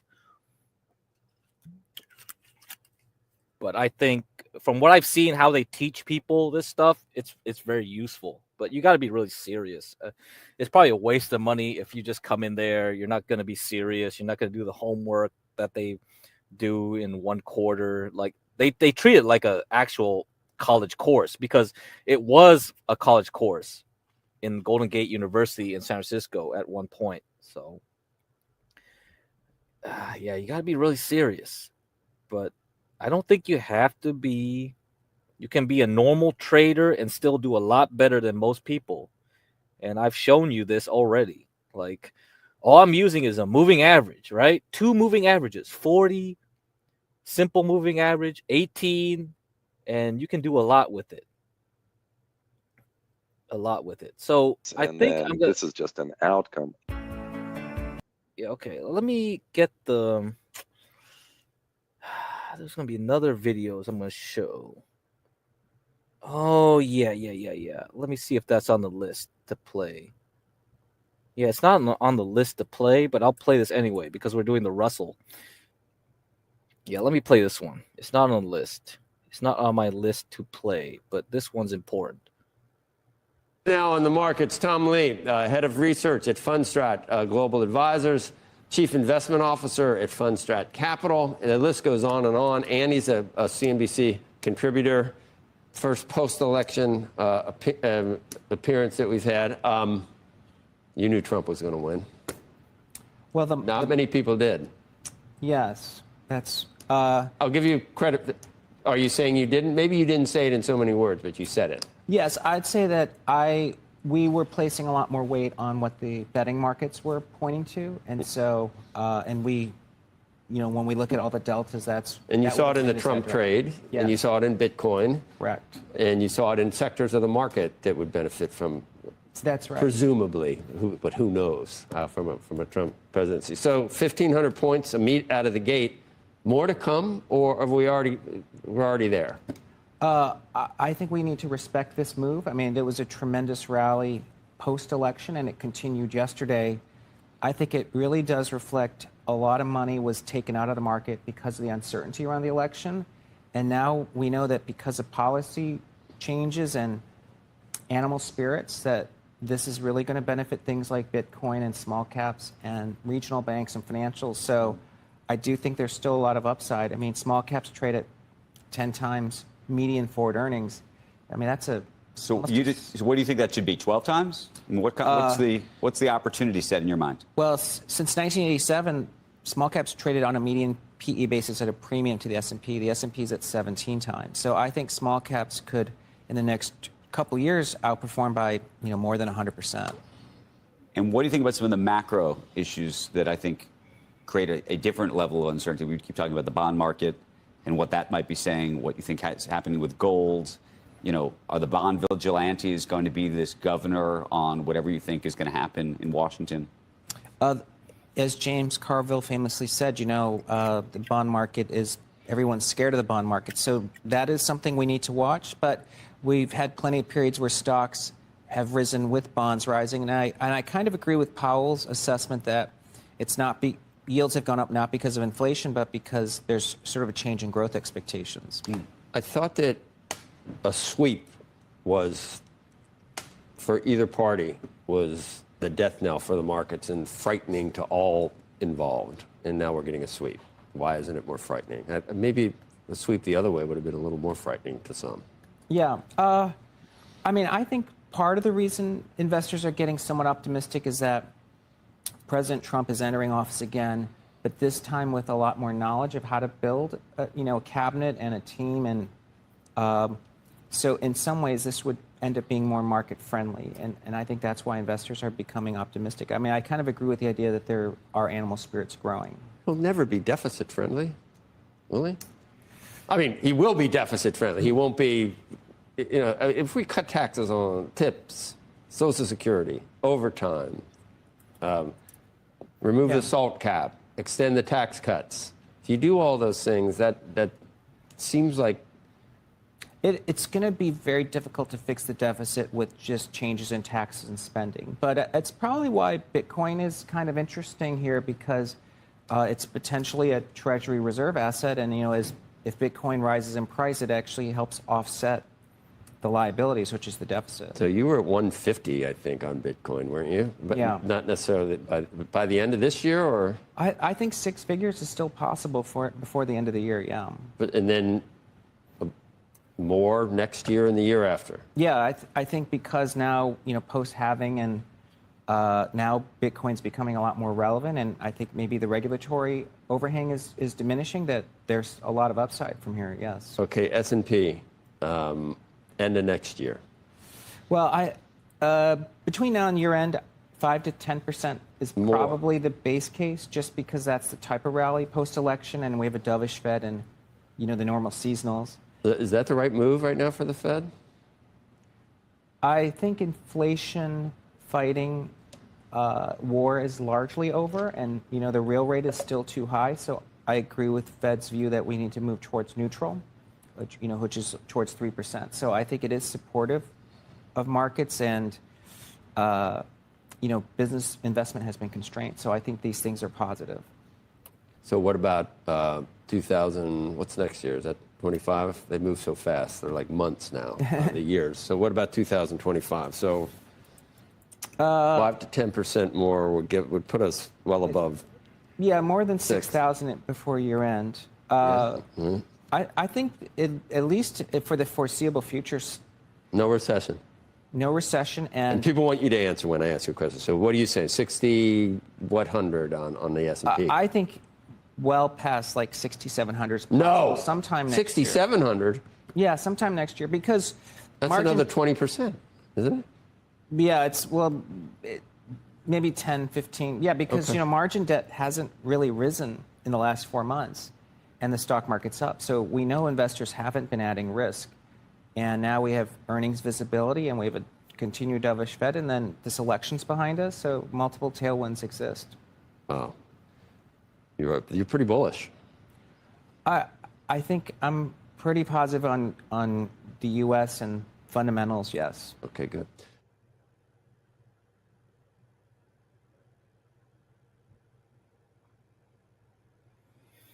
Yo, what's up? Oh man. So, yeah, small caps, good. Oh, you don't know what animal spirits are? Look up George Soros. George Soros coined that term. Animal spirits. I think it was George Soros. Yeah, you guys got to know all the terminology, man. George Soros, he believes in astrology. George Soros. Let me see. George Soros. I was trying to while it was playing, I was trying to look up this video because someone went on CNBC or Bloomberg, I don't know which, and they said AI caught the accounting error of SMCI. So you see, like Mark Shkreli is like wasting his time looking through 10Ks, and all this stuff. AI can already do accounting way better. So I don't know where that video is, but it was on YouTube. It was recommended to me, so I can't find it again. But let me see. Animal spirits. Animal spirits. Who coined it? Who coined it?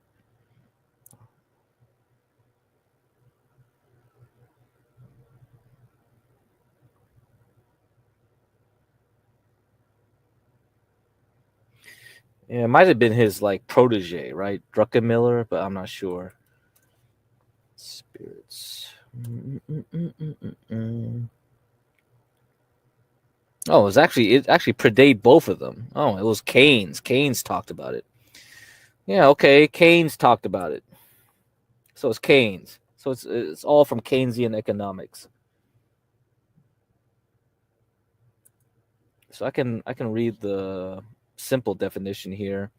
Animal spirits is a term that describes how human emotions and psychology influence financial decision making, particularly in times of economic uncertainty. The term was coined by British economist John Maynard Keynes in his 1936 book, The General Theory of Employment, Interest, and Money.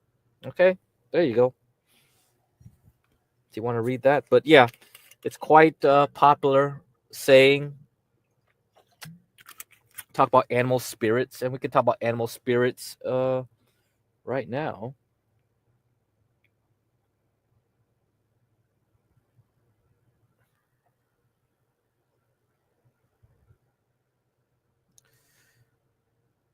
Let's look at Mexico. So you said, right? This was a great trade doing the Trump victory. You get the dip at the open, you sell at the top of this range, and now you're back here. And guess what? We're back at the beginning. So this is the beauty of trading, is when you have these animal spirits. And you can look up this other term called reflexivity. This is how you make the big money. When people panic, when people get exuberant, and then anyhow you go back to the same price you were back in August. So the effect when Mexico had its new president, you drop all the way down into August. You hang around in this range. You know Trump is coming. You fall into the bottom. And you're still stuck here at this range. Why does it matter? It's just animal spirits. This is exactly how you make the big money. The big money, man. You know it's coming. You know it's coming. But you react anyway. You flip out anyway. Everybody's dumping their Mexican stocks. And you end up at the same price. You dump it. You oversell it. The shorts cover. It gets all the people are panicking going the other way because all the idiots were shorting at the low. So all the old shorts were shorting here. They got out. All the stupid idiot shorts came in here. The smart guys covered. They bought, they sold. Then you end up at the same price. That's it. That is it. That is the animal spirits. Okay? So this is the animal spirits. And you make a killing off of this. Right? So if you were trading, like I mentioned this, to look at Mexico and China. So if you did a 2-day trade, 2-day quick flip, That was the game. Like, you got in here, you sold out 30%, you got out, and then you fall back. Now all you're doing is you're waiting because now it's just Mexico versus China. Mexico versus China. Mexico is the new China. China is trying to boost their domestic like consumption. If it can't do it, like right here, I would be looking into Chinese stocks next week when we have earnings. So look at Baba. You gotta look at Baba. When does it have earnings? Thursday, right? Oh, it's Friday now? All right, Friday. Okay. JD, probably Tuesday, right? No, it's a Thursday. Okay, fine. Then what else? Who's the early bird? Billy? Is it Billy? No, not Billy. Is it Baidu? How about Baidu? Which one? Baidu. What the heck ticker is that? Okay. Oh man, it's way too late. Come on, I'm not gonna wait till 21st. Anyway, yeah, let's see how they go next week. I'll be looking to buy some trash, get some things to get. I mean, well, Gary, and I mean, expensive is a relative term, right? It just depends on who's willing to buy at a higher price, right? So we're early days now. Don't worry about it. Don't worry. We're not in alt season yet. Let's look at Ethereum Classic if you want to look at crypto. What the heck is Ethereum Classic doing? Ethereum Classic. Let's see how that's doing. Okay. See, it's in a range right here. Is it gonna pop? I don't know. I'll be watching that. Solana's always been doing good. That's always been a good crypto. They got a lot bigger ecosystem than most, right? So look at this. This has always been doing it. It's already been outperforming a lot of the altcoins for quite a while. So don't worry about this. So what we're looking at though is Core Z. Core Z had its earnings. Ooh, beautiful. So you got here at $6 in August. Now it's 16. I mean, if you were really a daredevil and got in at 3, you got 16. Very good chart. Core Z does Bitcoin mining. It does AI. It does data center stuff. So it does it all. So let's see how this one will go. So it had earnings this week. I like it. I like its chart. Wolf is another WULF.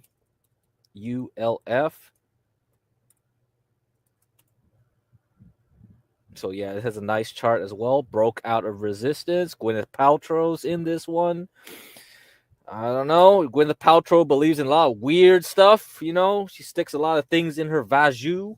But hey, maybe she goes and talks to witches and they know what the future is. So I can't complain about $1 to $8 performance.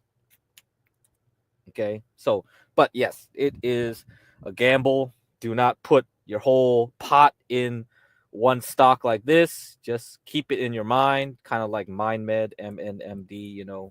These stocks are kind of like maybe they might get multi-bagger, maybe they'll just crash and burn. But yeah, keep that in your mind. You can allocate some portion of your portfolio to those type of risky stocks because, as we heard from Tom Lee, Mr. Bull, you see this? This is the IWM, small caps. If the small caps are leading, what does that mean? That means risk on, baby. The garbage stocks are going to catch up to the Mag 7. Mag 7 being the QQQ, all the stuff in the FDN, ETF, FDN, Microsoft, Google, Amazon, Meta, stuff like that. Netflix, I think, is in there too. And yeah, SOX. So these are leaders, right? Semiconductors. But SOX hasn't led for quite a while. You see that? It's broken through so many support. It's still stuck there. It's still stuck back in the March levels. It hasn't even gotten. If this thing starts flying after NVIDIA, we're done. We're done, baby. That means NASDAQ is going to fly and we'll take everyone else with it. So we got a lot of, that's where the energy is. Okay. Yeah. So what else? What else is there? I think I was going to talk about Halliburton, FTF, NT. Yeah, there's a lot of earnings. FTNT. So this is cybersecurity. Very good results. This is very strong. Yeah, very strong result right here for FTNT. I don't know how the other ones are doing. Someone asked about Palo Alto Networks. Palo Alto Networks is another one. Yeah, it's okay. I think it has earnings next week, huh? Yeah, it has earnings next week at the same time as Nvidia. So I don't know. FTNT. I think there was a cybersecurity ETF. There are a couple of them. I think that one of them was called Hack. Okay, yeah, Hack. And not really much difference here. So FNTN, right? Fortinet. Yeah, FTNT. So yeah, that's a strong reaction. So we gotta look at that. So let's see what else we got here. Arista, small data center type bad result, I guess. But still, it's holding its moving average, so it might recover later on. Competitor is Cisco. I don't know if it's Cisco Systems with a Y. No, Cisco, right? With a C. Okay, Cisco Systems with a C. It has earnings next week, so we'll see. Yeah, we'll have to wait for that one. But based on the earnings we got from the optical fiber spending, yeah, it's good. It's good. So I'm going to expect this to recover. So ANET should recover. If you're in it for the long haul, like, yeah, this chart is beautiful. This is a beautiful chart. And I don't see, even with this earnings right now, yeah, I'll probably be looking to add to it later on. So this is not bad. Still not bad. Of course, it's not like an Axon or a Palantir, my favorite stocks. Oh, 600? Oh, it just hit 600? Oh, shit. Should I sell? I don't know. Palantir is like 58 right now. Yeah, should I sell? I don't know. Tropes asked me, should I sell? Yeah, I probably would sell. For me, it's long term. Okay, so for me, it's like, yeah, it's okay for me to sell. If you bought at 7 and 8, that's like, it's no problem. But if you're like HB and bought here, like, you're gonna get short term taxation. Like, so I don't know. You should sell. Maybe wait for New Year's to sell. Yeah, it's up to you guys. I can't tell you that. Honestly, yeah, Axon definitely. This is one hell of a motherfucker. I love these stocks. Oh yeah. I forgot about. So talking about good charts. SFM, Sprouts Farmers Market. So I don't have this one, but San Jose. San Jose told me, she was like, oh man, I love shopping at this place. And I was like, oh, I do remember Sprouts because I looked at his chart at one time and I liked it. I don't have this, but if I had this, it would be in my long-term portfolio too. This is a beautiful chart. Beautiful. And it had earnings last week. Look at that. It's up 8% and still climbed up. Now it's up like 16% from that point. Shit. Beautiful. Magnificent chart.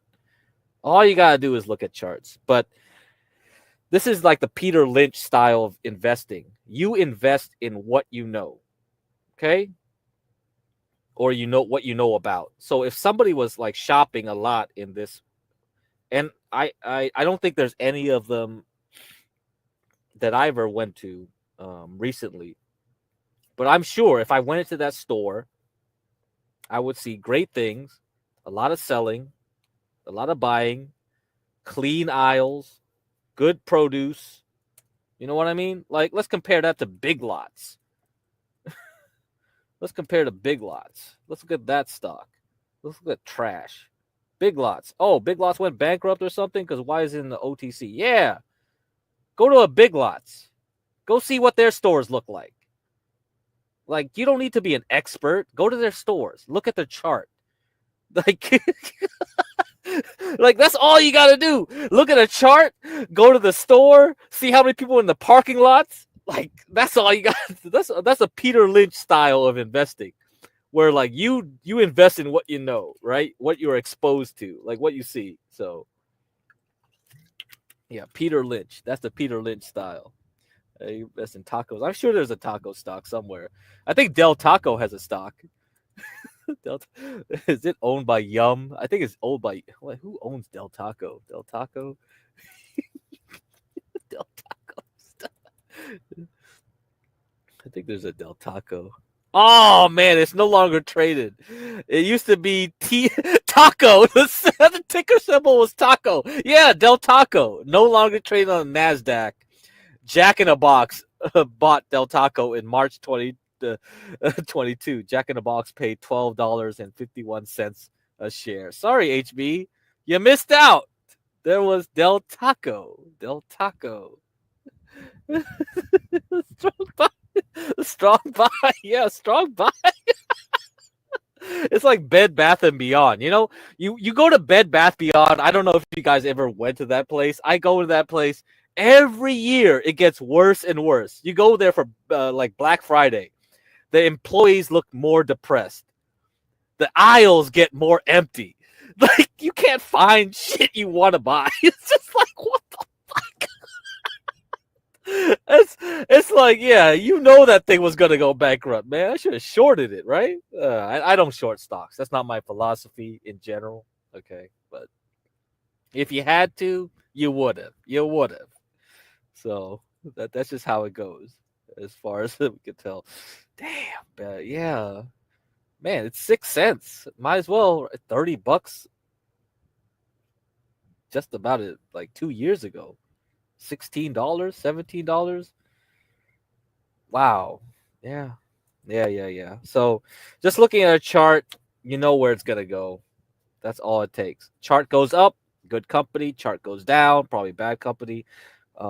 And you know, software companies like Palantir, they're very dangerous overall because they're very reliant on growth. And if that earnings wasn't good enough, they would have punished it pretty badly. So a lot of it. Yeah, Sprout says herbs, vitamins, minerals, toothpaste, soap. Yeah, I gotta go check one out. I don't think there's anyone near me right now. So yeah, not too many locations around me. So, but I would assume it's like it would really compete well against like Whole Foods, which is dominant. Yeah, it has a really dominating presence in California. Okay, let's see. What else? Halliburton, I looked at a little bit. Not really. Man, Rivian. Okay, yeah, Rivian. So since we're talking about like Tesla, yeah, Rivian. So earnings results came in. It dipped. It came back. Not bad. Okay. I might consider this a bottom. I'm not saying this is a good company or anything like that, especially with Trump winning. But look at that. You see this major drop in February 2024? It's holding it. So, yeah, there's potential. I do see a lot of those trucks around the Rivian, but I live in California though, so you know that doesn't mean anything. Doesn't mean they're going to have good sales or anything in the future, but it might be a good trade if it actually acts like this, where it tries to hold this area. Like, okay, you get this knee-jerk reaction after Trump, right? You see this. It drops 8% on Trump. Earnings was not good. It pulls back, but it doesn't go below 50% of this red candle. It pumps up towards the end of the day. Okay, I'm gonna say, why not? Based on this chart, I would at least expect a recovery move, maybe from $10 to $12. Okay, if I do a quick trade from $10 to $12, $13 and get out, it's possible, right? This could do it. This could do it, but I don't know when or whatever the timing is, because we have a lot of uncertainty into New Year's. This is a losing stock, so if people bought in July 2024, they're underwater right now.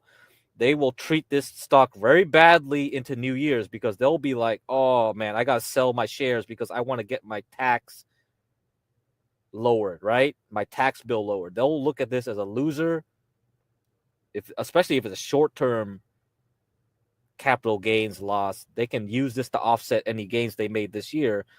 So I'll watch this into December. So any losers like this could be winners next year, just because it's a reflexive action. Animal spirits, reflexivity. That's all you got to know about. All right. Natural Grocers. I think did they have a stock? Man, I know there's a bunch of small grocery. I mean, the problem is like Albertsons is an a-hole. Albertsons and all these guys keep absorbing so many grocery chains. Like all their tickers disappear. Safeway used to have a ticker, right? Albertsons, I mean, I think it was Cerberus Capital or something. They bought them out private and turned them private, and then after that, they sold it off to Albertsons. Now Albertsons and Kroger's, yeah, I think it's KG is the ticker symbol, right? Kroger's has a ticker symbol. So there's not too many grocery stores with ticker symbols anymore. Like they all turn private capital. Kroger's, no, it's not KG, I guess then. Oh man. Kroger's. KR, my bad. KR. Okay, see? Not bad, right? But definitely not like Sprouts. Sprouts Growers is like way better than this. That chart is so beautiful. Yeah, I don't think Natural Grocers has one. Let's see. Blah blah blah blah blah. 2001. A new name.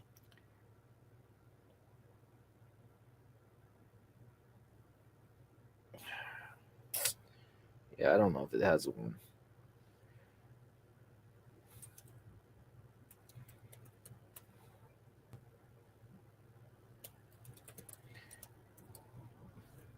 Yeah, I don't think. Let's see. Natural Grocers. Man, this is weird. So the official name is Natural Grocers by Vitamin Cottage. So NGVC. Okay, let's look at it. Let's look at the. Okay, not bad. So $8 from 2023 at the stock market bottom. It's following the stock market quite well. All right. So NGVC. Okay, I'll keep this in mind. I like how it's looking here. Let's see that. You make a long base. Now you're making new highs since 2014. Okay, not bad. I like the way it's moving. So far, it has a big... it has earnings still to go. So next week. So look at Natural Grocers by Vitamin College. Thursday, 2020, November 21. It's already moved quite a lot this week, 22%. Okay, I'll watch it. Definitely watch it. Something's gonna happen.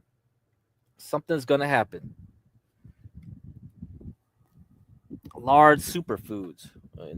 Not a brand. It's a brand, not a grocery. Oh, okay. I'll have to look that up too. Okay. Yep. Look that up too. I'll look that up too. Yes. Okay. Yeah. But yeah, I like Sprouts.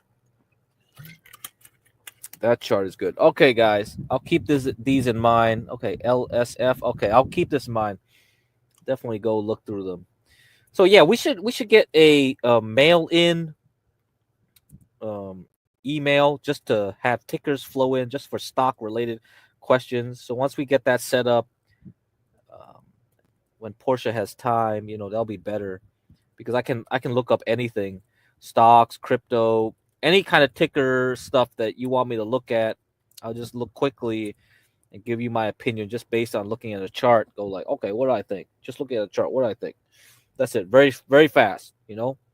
I could just go through a whole bunch of them. That's the beauty of looking at charts. Nobody has time to do anything else, but they can definitely look at a picture. And once you get the patterns going in your brain, you're like, boom, boom, boom, boom, boom, boom. Good. So let's see.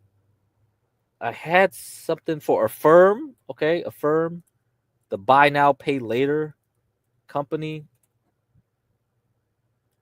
So yeah, it has this kind of beautiful looking shape, but you know, I gotta see what the media said about it. Let's see what the media says about it. I disagree. I don't think we're seeing deterioration of credit quality at all. If anything, we are seeing extreme stability of credit quality in our portfolio. The fluctuations in delinquencies are seasonal. They always are. Perhaps that is what you're referencing. But just to reiterate, our credit quality is a setting. Our loans are very, very short term. The weighted average is something like 4 or 5 months. We decide what it is that we're going to risk every quarter. And by halfway point of the quarter, half the volume has already been paid off. And so our risk is inherently controlled by the settings that we make in credit. The volume we're seeing and the revenue growth we just posted speak for themselves. We're doing really, really well. Very excited about the holiday season, obviously, but the credit quality is exactly in the kind of control that we want it to be. That's fascinating. And as we see inflation come down, I guess, and we saw consumer confidence very strong today. That's all good news for you. I wonder about your stable of merchants. And specifically, Max, I'm wondering not just who and how quickly it's growing, but how does a merchant come to a decision, we're going to work with a firm, we're going to establish buy now, pay later, and it's better for our business? What kind of arguments do you think they go through? So, this is kind of the pivotal moment. Until about even maybe 2 quarters ago, we would come into a merchant conversation, small or large, and say, hey, buy now, pay later is a thing. Look at us. It's 6-7% of e-commerce. You're missing out. You got to turn on Affirm. There are all these people. It has flipped. We're just 500,000 active in the last 12 months, shy of 20 million active consumers. The conversation isn't about should we use this or not. We're sort of past the point of niche, interesting thing that some kids are using these days. It is a massive trend, buy now, pay later at large, and Affirm within it is the largest. We're half the revenue of the whole industry. It is now a conversation of, can we implement this before the holiday season, or do we have to wait until January? The demand from the merchant side of the house is really, really strong right now, especially as we head into the holidays. Is there kind of an indirect way to use Affirm with merchants that don't necessarily work directly with you? I mean, can I go around and through Apple Pay, for example, or through Amazon Pay? Thank you for teeing that up. I should have mentioned that we are integrated in your favorite digital wallet, whatever it is. We have a massive digital wallet strategy that is just really beginning to roll out. Obviously, you mentioned a few names. We are in all of those. We're in Shop Pay also. We are in Amazon Pay. We are in Google Pay. There's a million places, and half dozen places you can find us. And it's also no secret that our probably my favorite product anyway is the Affirm card. That is something we launched at scale about a year ago. We just posted just shy of 1.5 million active consumers. Those are the strongest, most committed consumers we have in our portfolio. They use the card all the time. They're basically shifting it to be their top of wallet product. So very excited about that. But Affirm is available to you both at the point of sale and in our app.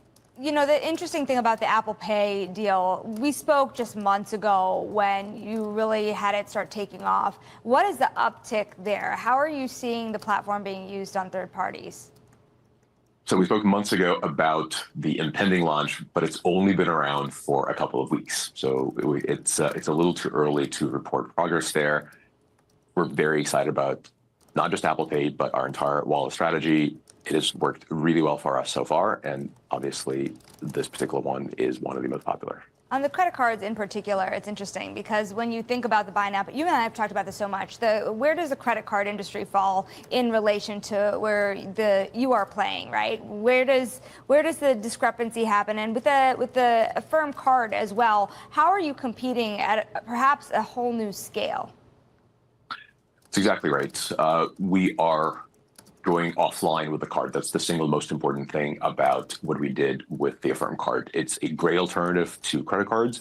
It works online, works offline exactly the same way. You program in the app whether you want the next transaction to be a loan or a pay now. You can also decide afterwards if you wanted to turn it into a loan. It's very versatile, and half the volume of our Affirm Card consumers is offline, and it's growing very rapidly. Last quarter, this number was 45%. The quarter before, it was just north of 40. So people are learning that Affirm can be helpful to them where they go shopping, be it for a party, cart full of groceries, or for a big screen TV, or online. And so we are replacing credit card volume. Fortunately, there is a plus or minus $1 trillion of e-commerce alone and a few $1 trillion of non-e-commerce transactions. Most of that is on credit cards and debit cards, and that's what we're eating into. Max, we had a Fed meeting that was pretty uneventful yesterday, with the exception of some talk about whether or not Trump could fire Powell. That has nothing to do with your business, but they did say that the employment picture is starting to ease up a bit. And I wonder if you noticed that in your business as well. As I mentioned, we are feeling very good about our credit performance, credit outcomes. The most important metric I track in terms of macroeconomic state of affairs in this country is employment. So any good employment news is great news for us. We have not seen deterioration in our book. And so from my point of view, it's always been good news. It's been very steady news, which is the best kind. But anything Federal Reserve has to say about the stability and improvement in the job market is just going to accrete to our bottom line, which we will happily reinvest to approve more folks, to drive more exciting deals, et cetera. So from my point of view, the Fed news were great news yesterday.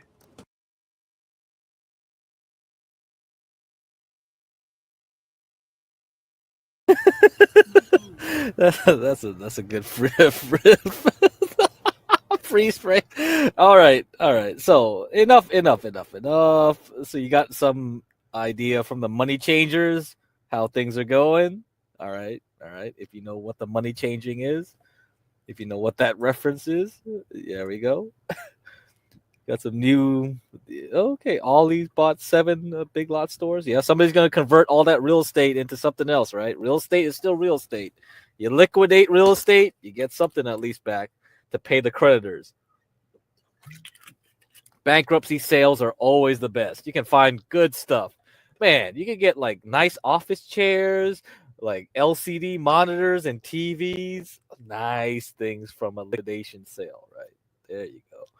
So, okay, let's go to silver. Let's talk about silver right now. So we're going to talk a little bit about silver. Let's see. I haven't watched this myself, so hopefully it's very interesting. I'm very curious what this dude has to say about silver. Let's see. Blah, blah, blah. Did I download it?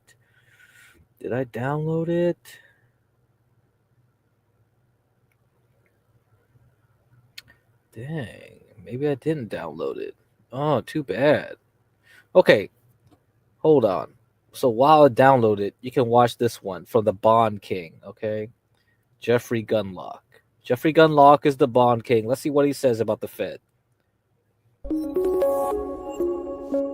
Let's bring in now Double Line Capital CEO and CIO Jeffrey Gundlach. Jeffrey, welcome back for our traditional visit. Hey, Judge. Good to be here again. It's good to have you. So what is your reaction to what the Fed chair had to say today? He used a couple of R words, the one we talked about last time, recalibration, and then remarkable, he said, when describing the resiliency of this economy.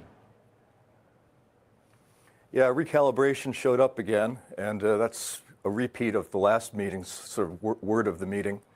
And I think Powell feels very much that he's in a good place now, because since the July 31st meeting, we have the 2-year Treasury rate is up by almost 60 basis points, and the Fed funds rate is now down by 75 basis points. So he's gotten much more in sync with the bond market by a movement of Fed funds relative to 2 years of 135 basis points of convergence in just basically 2 meetings. So I really think that we probably have one more rate cut coming in December, because that would true up the Fed funds rate with exactly where the 2-year Treasury rate is right now. So it is interesting that we've had such a strong performance of the stock market since the last Fed meeting, while we've had interest rates rising. So you've had a tremendous outperformance of stocks versus at least Treasury bonds since the last Fed meeting, and I attribute that basically to the election result. So we had an incredibly consequential election result, very different than a lot of people probably were forecasting as a base case a few months back. And we've had one of the least consequential Fed meetings today, with basically a repetition of this idea that the goals are normalizing, the labor market's normalizing, the quits rate and the job openings rates are kind of where they were pre-pandemic. And so I think the Fed is feeling very much that they are plodding along towards their goals, and he said so in fairly direct language today. So yeah, the thing that's sort of surprising me a little bit is that people are so willing to dismiss the softening jobs market. I mean, the 12,000 jobs, I know people want to attribute that to one-off hurricanes and strikes and stuff like that. But I keep looking at the household survey, and the household survey over the last 11 months has been a loss of jobs of over 300,000 jobs cumulatively over the last 11 months. And so that typically is a little bit more real time at economic turning points. It's still not terrible, the household survey. It's very volatile, so we have to watch out for that. But it is not showing tremendous signs of strength. And the real problem that the bond market seems to be having, from my perspective, and it's being talked about much more in the open, it came up several times at the press conference today, is that the supply of Treasury bonds is getting to be rather astonishing. We have a $2 trillion deficit. It's about 6% of GDP over the last 12 months, and we still have a growing economy. And the interest expense on the debt, which I always talk about, 3 years ago was $300 billion per year. It's now $1.3 trillion per year.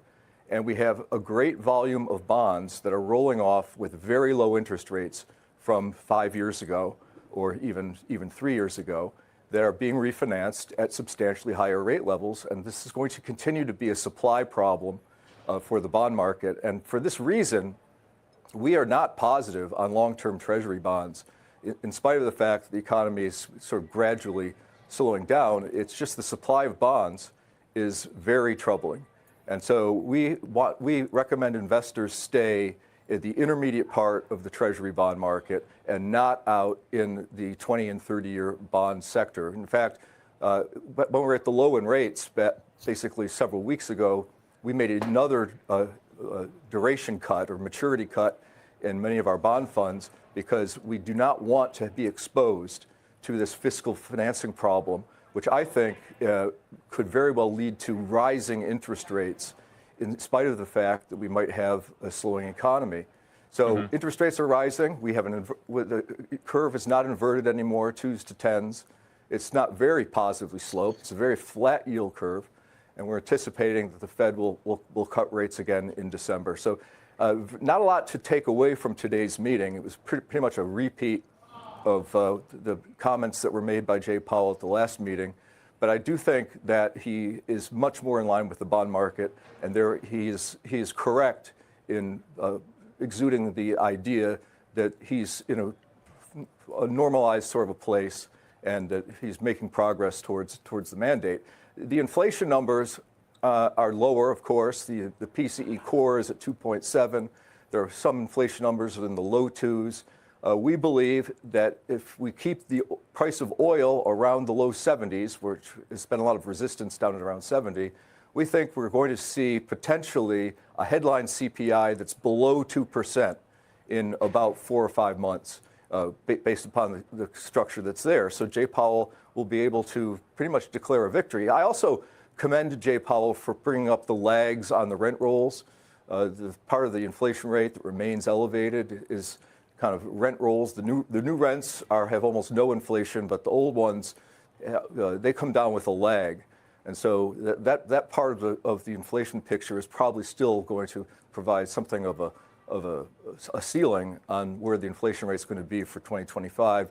I don't think under the base case we'll see a 3-handle CPI inflation rate during the next 12 months.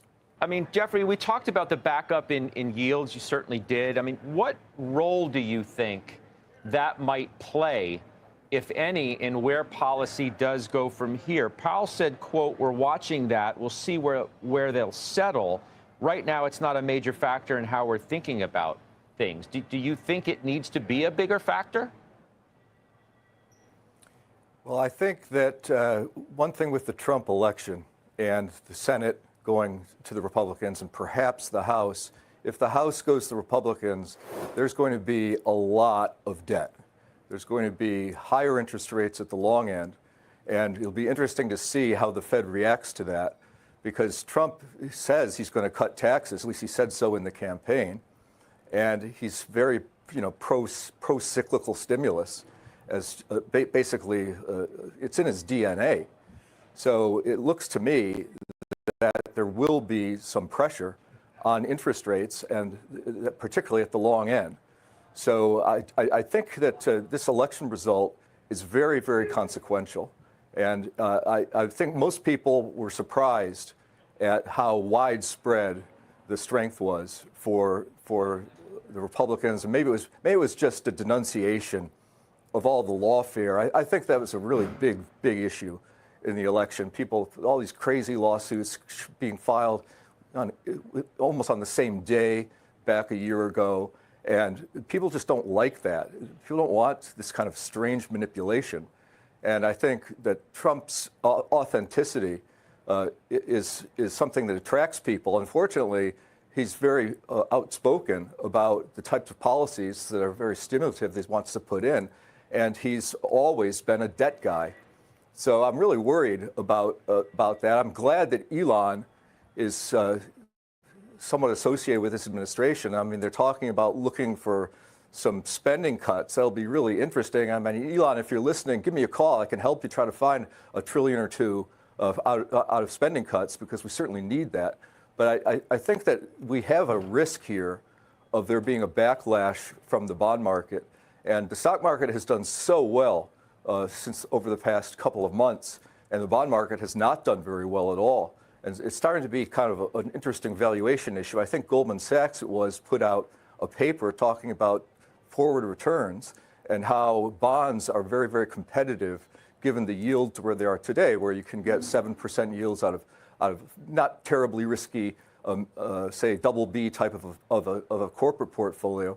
And I think it's quite likely that bonds will be much more competitive going forward than they were. But in particular, what's interesting is that the spreads on corporate bonds are very, very small in terms of the incremental yield versus treasuries relative to history. They're almost where they were really at the lowest. For like junk bonds, it's only about 270 basis points higher than treasuries.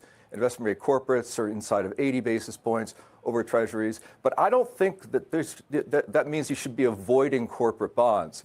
I never liked the really low-rated stuff, the triple Cs and all that.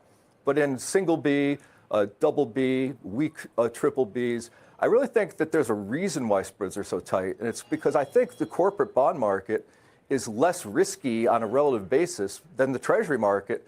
It almost reminds me of where it was back at the beginning of my career when Reagan came in and people were worried about the deficit, and you had the higher quality bonds like IBM, for example, I remember at the time, actually yielded less than treasuries because people thought IBM was safer as a borrower than the treasury market.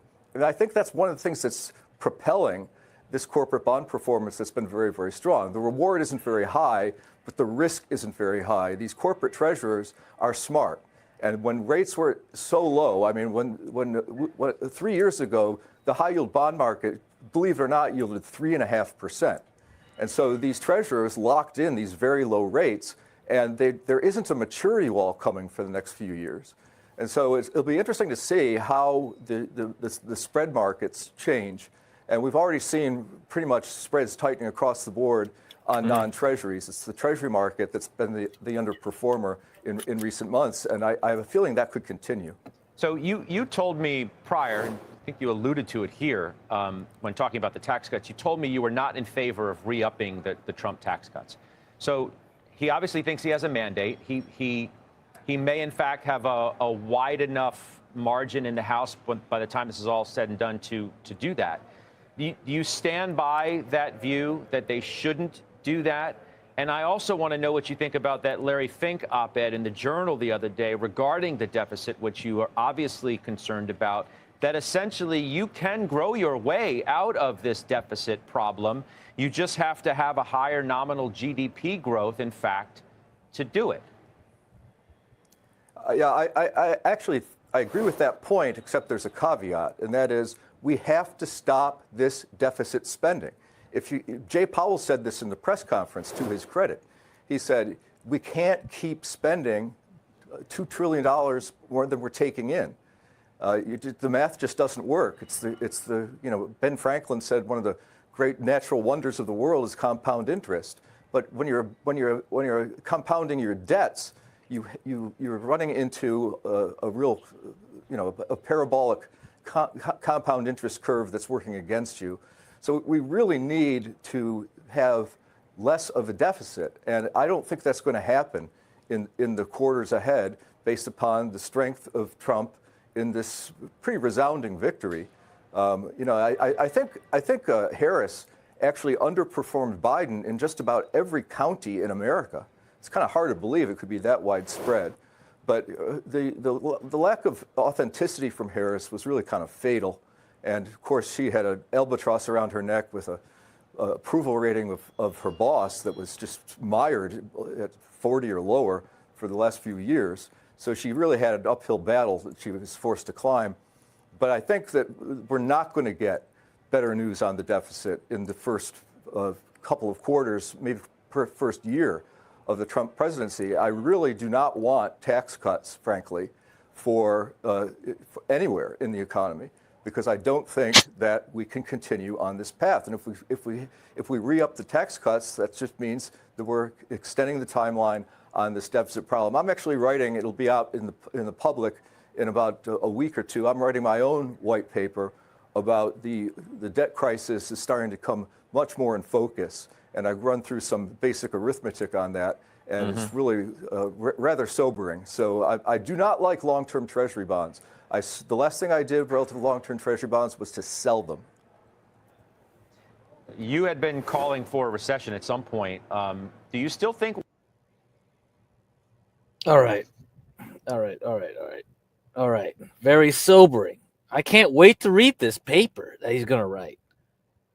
Selling all the Treasury bonds. Isn't that what I mentioned maybe 3 weeks ago about gold over Treasuries? I think gold, silver, palladium, platinum, man, this stuff, we are entering a new regime.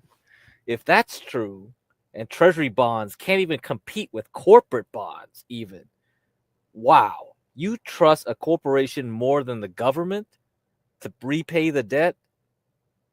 Woo, that's a game changer. So anybody out there, I keep seeing these memes about like corporate feudalism and things like that. Hey, you could be in a world where you are under the thumb of Facebook, Google, Amazon, Apple.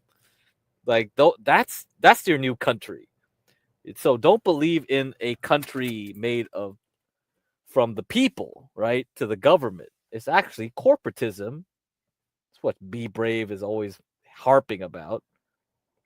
This could be interesting. If government does not secure faith, in its bonds, what is the new government, right? What is the new government? Yeah, the technocracy. Fascinating. I like this. I love this. I love these type of big macro picture type ideals. I'm not a macro guy. I don't like to suck my own cock, all right? Because a lot of macro people, they are just very ego driven. So they love these big ideas because when they're right, they can just go, I told you so, for the next 10 years, 20 years. But I like it. I like the picture that's being painted to me so far. It's something to consider. So when you see gold and silver outperform, oh, you want to do a stream? Oh, the technocracy.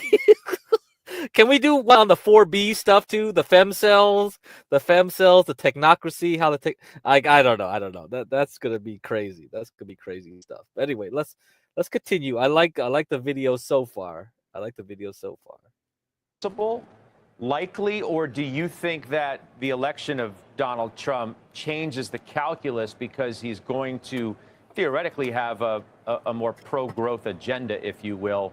You certainly would have. You have a lot of pent-up demand as it relates to M&A and other things. How do you view that now? Yeah, I think that's right. I think Trump. It's clear by the action of the stock market, not just yesterday and today, but really over the past couple of months, as the support for Trump was on the rise, kind of steadily for the six to 8 weeks prior to the election, we see tremendous outperformance of stocks versus bonds. It's getting rather stretched, but I do think that it's right to see the Trump victory as reducing the odds for near-term recession fairly substantially. And so I don't really like the way it's going to be accomplished, because I think that's going to lead to this problem on long-term bonds. But we'll see what happens. Certainly the odds of recession drop when you have this type of an agenda being promoted in plain English for the past 3 months by Mr. Trump. Does it change the trajectory of the dollar, which is obviously one of those trades that had been a so-called Trump trade? We saw the dollar index rising, and it seems to be on a higher trajectory from here. Is that what you see? The dollar seems to be extremely correlated to interest rates. If you take a look at the chart of the DXY index and overlay it on the chart of, say, the 10-year Treasury, it's the same chart. So what happens is our interest rates, have been going up, and that's supportive of the dollar. If I'm right, and there's still some potential for long-term rates to be suffering under deficit fears, then the dollar would probably still go higher. And so for the time being, we've been neutral on the dollar for much of this year, and it's been trading in a range between about 108 on the DXY index and 100, and lo and behold, right at the dead center of that range, very nearly the dead center. And that's the same on the 10-year Treasury yield. It got down to 360. It's been up at around 5% or so, and we're right in the middle of that. So the dollar is extremely influenced by movements in U.S. Treasury rates. And so I believe that is going to continue to be the case, because it's been an extremely strong correlation over the past several quarters, and there's no reason to believe that's going to change. It seems as though you think that Chair Powell, at this point in the cycle, from when we started doing these interviews a couple of years ago, it feels like at this point, can he, at this point, declare victory? He obviously said today explicitly that he wasn't, and some like Stan Druckenmiller this week suggested that they might try and do that a little too early. But does he have a right at this point to declare victory, given the trajectory of inflation, where the economy is, again, using the word remarkable to describe it? Should he? I think it's a little early on that, but I think he'll be able to do that come, say, March or April of next year, unless we get some sort of a shock to commodity prices, particularly the price of oil, because we're going to get on the headline CPI. We're quite confident, given the current structure of the commodity complex and where rents are going and the like. We think that the CPI is going to have a one handle on the 12-month headline number come March or April of next year. And if that happens, well, then I think you can start talking about declaring victory at that point in time. I think it's too early now. He's too prudent. He's too careful of the Fed chairman to make that assumption. He says we don't predict, we don't assume. He said those words in the press conference. I applaud him for that. But the trajectory he's on, he's getting closer. When we started these conversations, the Fed was so far behind the curve. They were so loose compared to the obvious trajectory of inflation. And then he was too tight. And now he has gotten himself, begrudgingly perhaps, but he's got himself almost in line with, I've said this almost every conversation, Scott, the Fed follows the 2-year. And I know people push back against me, but I can prove it mathematically, and it absolutely follows the 2-year, and he's almost exactly in line with it. So Powell is in the right spot where he is. He says the labor market's normalized. I agree with that. The inflation rate has been coming down. I think he deserves credit for what he's done once he finally started cutting, and now he's cut 75 with the 2-year going up. He's right to be in a relaxed frame of mind and his mood and demeanor in the press conference were very good. I thought his answer to "Are you going to be demoted?" or "Would you step down if Trump asked you to?" I thought that was a great answer. Just no hand waving, just no. He's not stepping down. I think that's good. Yeah, I think that's why we played it. It had a bit of I don't know drama necessarily to it, but the way that the chair answered that. I mean, how do you view that? I don't know if it's a wild card or not. That Powell obviously thinks he has some room ahead to continue to cut rates, right? He made that clear. He thinks they're too restrictive. To the degree of which they are, that's still unknown. But he also is potentially going to be dealing with reflationary policies from a new president at a time where the economic backdrop, Jeffrey, is pretty good. It just creates tension, I think, in the relationship, if you will, moving forward. Yeah, I think that's right. I mean, I think there is a risk of a reflationary policy. We don't know what the tariffs are going to look like. They could be, surgically applied, which would be great because that's kind of where it was the last time. Or they could be, just very heavy-handed. That would obviously be potentially inflationary, depending on what method is used on these tariffs. And of course, tax cuts that he's talking about are horrible for the deficit. So we've seen that. And I'll just repeat it one more time. As Trump became more likely to win, we've seen rates go up, and we've seen, in spite of those rising rates, we've seen stocks going up. So it's been a very obvious sort of a Trump trade. I don't know why that one should expect that to change in the near term. I mean, we have to see what happens come January, third week of January. But I'll be monitoring the rhetoric that comes out of Trump very carefully. And he will be probably trying to browbeat Powell into being less restrictive, if possible. So it's going to be an interesting time period here. We've had quite the week. I think Powell looked a little tired. I think a lot of people had a late night on Tuesday. And so this meeting is really very inconsequential. I think what we see December and then the first meeting of 2025 is really going to be very important. In terms of I guess the drama between President Trump and Chair Powell, we've seen this movie before. We'll see if the sequel is nearly as dramatic. It'll be fun to watch. Let me ask you this: of the Trump trades, if you will, the one that we saw to the downside was China. You've told me for many months that you liked India.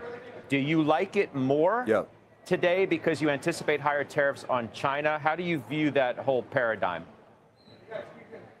Well, I like India a lot for the long term. I mean, it's obvious that they're on the ascent, not just demographically, which is extremely strong demographics, but they're clearly a beneficiary of production shifting away from China, as is Mexico probably. So I think that that's not something that I even think about as a 3-month or 1 month. I'm talking about a multiple-year horizon. And I just think India is a great place to be for the long term. The dollar is very stable. Oil has been very stable. It's really remarkable how we've seen such volatility in gold and silver being up so much. Now Bitcoin is on a moonshot. I was going to ask you that. This is all, I think. Yeah, I think this is Did you go all out and buy some Bitcoin on Tuesday night? No. I have no interest in cryptocurrencies, but I do think that it's interesting that gold has been rising and silver has been rising relentlessly pretty much all year. And I think that's an anti-deficit, anti-central bank type of a mood that's going on. Central banks are buying gold like crazy. Retail buying, even Costco is selling gold, and they can't keep it in stock. I think people are viewing Bitcoin and gold as not speculations as much as they were 5 years ago, but more as permanent portfolio allocations. And I do have gold in my portfolio, so I continue to hold gold. Bitcoin is I'm a coward. I can't stomach that type of volatility. So that's why I do bonds primarily. Let the momentum guys have their fun, but I'm a value guy primarily. And so I don't have a mechanism for valuing fair value on Bitcoin, so I stay away. All right. We'll leave it there. I think we covered so much. I so much appreciate your time as always. Jeffrey, thank you. All right. So you heard from the Bond King. You heard from the Bond King. It's very important to listen to him. And he mentioned Mexico, India, as a stopgap against China. Anyway, so let's look at the yield curve right here. I'm looking at 2-year versus 3-month. So this is kind of, actually, it's not really the way Powell looks at it. He'll look using the 2-year and 3-month yield, looking in the future for the 3-month yield. So 3-month yield future market, not actually the three. So yeah, I'm really confused. I can't get that kind of chart. I don't have like the data he has, so I have no idea what the futures market for the 3-month yield looks like, and then have to put it back here. So I'm just looking at simply the 2-year minus the 3-month yield. And based on this curve, just simply using 2-year and 3-month, you can see like the inversions that happen.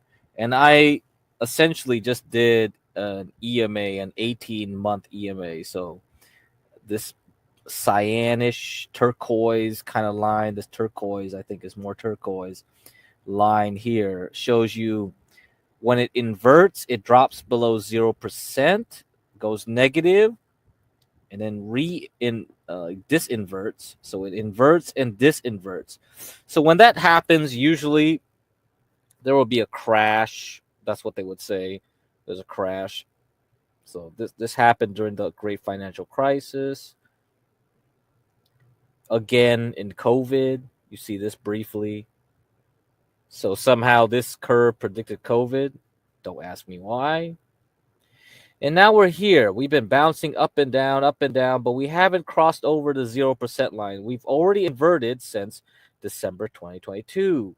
That's when a lot of people were like, oh man, the crash is coming. The crash is coming. Sorry, folks. The crash does not come until this thing reinverts, okay? Or, I mean, disinverts. I guess it's disinverts. I use the right terminology here. It inverts and it disinverts, okay? So if it doesn't disinvert yet, we can't call the crash. Once it disinverts, it takes about, let's say, 100 days after the disinversion to 200 days before the start. So let's give it more time, right? So we don't know when it's going to happen. I don't know when it's going to cross over the 0 line. So maybe I'll say it happens here. Let's say it crosses over 1 year after, around August or something. I don't know. I just arbitrarily picked it. So then let's say the crash will happen around March 2026. That's a pretty good timing, before tax day, March, spring. We usually, back in the old days, the New Year's happened in March of 25th. Okay, that's how the Anglosphere usually did its New Year's. So we could say it happens around March 2026, maybe. So we'll wait for that. That's one signal to look for. And I'll talk about, I was going to play this video maybe a couple streams ago, but we didn't have enough time. We'll try to do it on this. Maybe another stream about the Hindenburg omen. The Hindenburg omen, yeah. So that's what it's gonna be about. So let me play this stuff about silver. Silver. And I'll play this for a while. Yeah, I downloaded it, right? Yeah, I downloaded it. Okay. So you can watch this. We'll see how silver does, because silver was mentioned in the other stream. I mean, the other video. Then you guys can see how silver does. I haven't watched this myself, so I'll let it play. Okay, guys.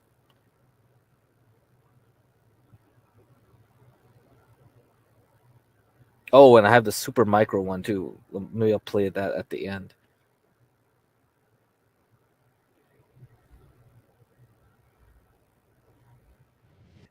Oh, hold on. Yeah, I forgot. I was going to answer this. Chris Reed asked about the unions and stuff. I can't tell you too much. I mean, that's too political. I mean, unions and labor is really a political, societal issue. All I can tell you is that like labor is getting stronger in their bargaining power. So that's why when I told you about Russell, let me give you the link to his blog. He believes in gold over treasuries. Okay? And you saw Gunlock talk earlier about treasuries, and he doesn't like them. The long bond, like treasuries meaning the treasury bond 30 years, like long bonds. And you can go to this dude's blog. You have to subscribe though for all access, but it's okay. You can read some of the free ones and you get an idea of what he's talking about. His thesis is that gold will outperform treasuries over the long term, and the reason why is that labor is becoming more expensive. So unions, yes, it's a big, and the thing is like, okay, we can affect things in America in some extent, but it's really a state to state issue. Right, a lot of blue states will be pro-union, and they'll stay that way for quite a long while. And the other thing too is that when you look at the EU, yeah, very socialist. So that's going to be a higher price for labor. So I don't know how China and India, Mexico, and the other BRICS countries, they'll try to do this. I'm guessing they'll try to build their middle class. We can't do the deflationary cheap labor type of tactic as we could for a long time. A lot of people will start getting a little uppity, right? The slaves are getting a little uppity, the hoi polloi. So I don't think that labor costs will keep decreasing. And unions are one part of it. It might just be an American phenomenon. Europe will have the government on labor's side anyway. I don't think they really need unions there. We'll have to look at Mexico, India, and China and how they do. I think China, yeah, the Communist Party, they can, if anybody gets too uppity there, right? I think China will do a better job at controlling costs, but they're already seeing a lot of offshoring to Vietnam, Cambodia, Laos. So even China has their own version of Mexico, right? Just like we have Mexico. So that's something to look for. And you have to look at it in an international sense. So if anything about unions, it will just affect state to state. And then from there, it will affect from how we are positioned versus Mexico, Canada. And I'm not sure how Canada is right now, but Canada's labor and taxation definitely affects how their economy has been going, their tech sector. That's all I got to say about that. Because when I was working, a lot of the tech people, they migrated from Canada. They wanted the better pay. Even they lost, you try to double dip. Maybe they still got their health insurance. I'm not sure if the Canadians still got their health insurance while they were working in the U.S. But yes, a lot of Canadians wanted to work in tech in Silicon Valley. They got higher pay, and they got lower taxes compared to, even if they worked in California, Californian taxes, income taxes, and all that was still better off than working in Canada. So there you go.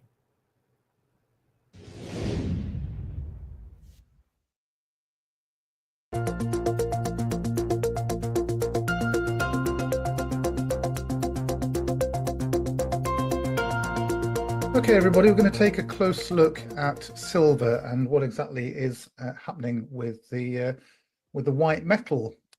we're going to do what I call, or what we call, a forest to tree approach. What that really means is looking at the big picture first for the background in what is happening for silver generally. And then we're looking at so that's the forest, if you like. And then we're going to zoom in and look at the trees, which basically means looking at the detail of what is happening on a much sort of smaller scale, much smaller time scales. So the big picture for silver really is dominated by the same thing as gold, and that is whether or not we're in a precious metals bull era. Now we know we're in a gold and silver bull market because the charts have broken out above key points and they're above rising trend lines, rising moving averages and all that sort of thing. So we know that they're in a defined bull market, but are they in a bull era? And this chart here, the gold to SPX ratio, tells you whether or not we're in a precious metals bull era. You can go back to the 1930s here. Gold was actually pegged. The US dollar value of gold was pegged. And we broke out on this gold to SPX ratio, and it kind of broke the peg actually, and gold had to be revalued, so that the peg was adjusted. So that was the 1930s. It's a little bit harder back then to see clearly what's going on because gold wasn't exposed to free market forces. But it certainly was in the 1970s, and we had the same pattern again. The gold to SPX ratio broke out. It was less of a V-shape breakout and more of a gentle arc-based breakout, a little bit like the one that we're seeing at the moment. But there's a breakout there, and the 0.5 level started to identify itself as a key sort of resistance level at that point, and it did so again back in the early 2000s. I mean, what happens when this chart rises is that gold is outperforming the S&P, so that's a precious metals bull era, because the S&P under normal circumstances would massively outperform gold. So you can see here from 1980 to the year 2000, for 20 years, the S&P massively outperformed gold. The chart was dropping, so the S&P was outperforming gold. Now, if we, and I'm just going to put on the 28 period moving average there so that you can see it as well, because the label is there. If we look at what's happening today, we see this 0.5 level again is a support and resistance level. It proved pretty important back there in the previous bull breakout in 2008. It got above that 0.5 level. Now we've not fallen much below it. We haven't come all the way back down to previous lows on this ratio, and we're already forming a basing pattern to break out from. This kind of lines up with a number of other charts that suggest that in many ways the period from sort of 2011, 2012 through to about 2015, 16 was just a sort of a pause in the ongoing precious metals bull market, and we've been gradually building a breakout since then. Certainly, as far as this ratio is concerned, we've been going sideways for at least half a dozen years, which means gold has been keeping up with the S&P. The S&P hasn't been able to outperform gold. So this is the first prerequisite of a precious metals bull era, but we haven't got the final piece of evidence yet. We haven't broken out above 0.5. We haven't got above that clear support and resistance level. So it's a bit difficult to say we're in a precious metals bull era based on this chart. And in fact, it's probably the last chart to confirm that we are in a bull era, because there are many other ratio charts like gold versus money supply, gold versus DXY, gold versus sort of CPI, PPI, inflation. All of those sorts of charts are showing that gold is breaking out into a new bull era. So this is versus the S&P. So it's interesting, isn't it? A lot of people have said that if you strip out the top few names in the S&P, then gold would be breaking out versus the SPX. One way of visualizing that actually is there's a chart that we can get on TradingView, and it's the equal weighted S&P. So it kind of weights all the stocks in the S&P equally. It doesn't, for example, Nvidia, which has a very disproportionate place in the S&P 500. So, you know, I probably should caveat this. He mentioned the equal weight. I haven't gone over this in my lessons. I will have to at one point. So you have to understand, SPY is cap weighted, right? That means all the 500 stocks in that index is weighted by the market capitalization. They're not weighted equally. Okay, so I'm going to have to go over this in a lesson at one point. I think that's very important, what he said right there. That's a distinction that you probably should know. And when he's using the ratio charts, he's using the SPX over the gold or gold over XPX, something like that. You can do it differently where you use the equal weighted. So I think we're going to have to reserve one big lesson talking over all the little ratios you can do, talk over the equal weight, things like that. Yeah, that will be very helpful for some of you guys. Okay, continue on. It doesn't give that the large weighting that it actually has. So the fact that it's over 3 trillion market cap is kind of balanced out because it's given an equal weighting to the smaller companies. So we can sort of level the playing field by using that chart. And if we do that ratio versus gold, so this is the SPX equal weighted, SPXEW versus gold, what we can see is a more clear sort of rotation taking place. So when this chart's rising, the S&P equal weighted is outperforming gold, and when it's dropping, the S&P equal weighted is underperforming gold. In other words, gold is in a bull market. So for a precious metals bull era, we need this chart to be rotating and moving downwards. The upwards trajectory, the upwards momentum needs to decline, and we need to start to roll over. Well, we've been doing that, and a number of support lines have actually been broken already, rising trend lines.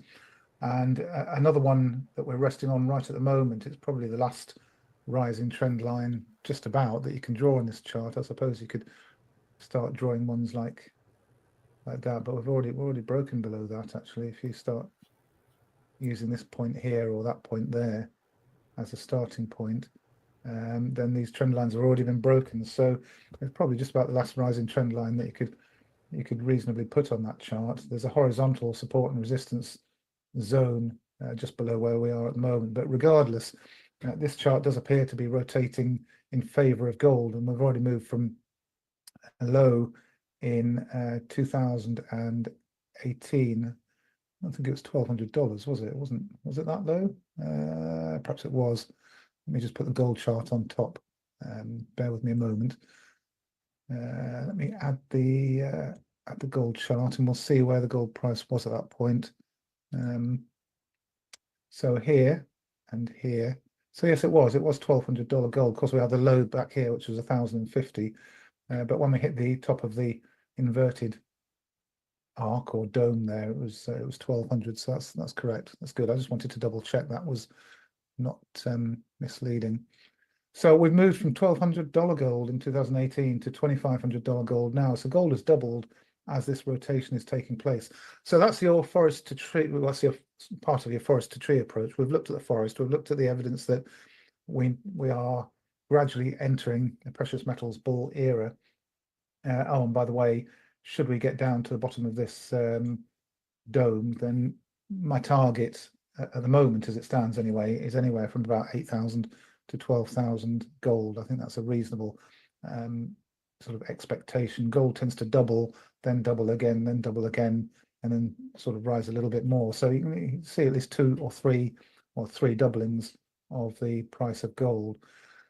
Okay, so that's as I say, the big picture. Now zooming in a little bit, or a little bit more detail here, the gold to silver ratio.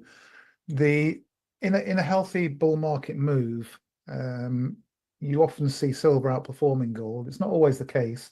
So this is just one piece of evidence that you'll be able to point to cases where in a precious metals bull era, gold is outperforming silver. So that certainly does happen.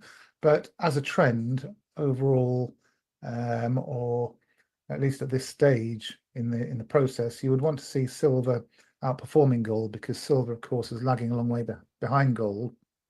So it'd be encouraging to see silver. I don't want to use the word playing catch up because that's a little bit misleading. We shouldn't always expect instruments to catch up just because a gap has opened up in their performance. We can't assume that they are ever going to catch up again.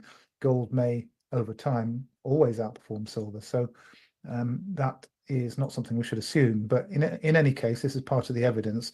And I've labeled this sort of the good area and the bad area. It's just that if gold starts to strongly outperform silver, then it's not usually a particularly good sign for the precious metals as a whole.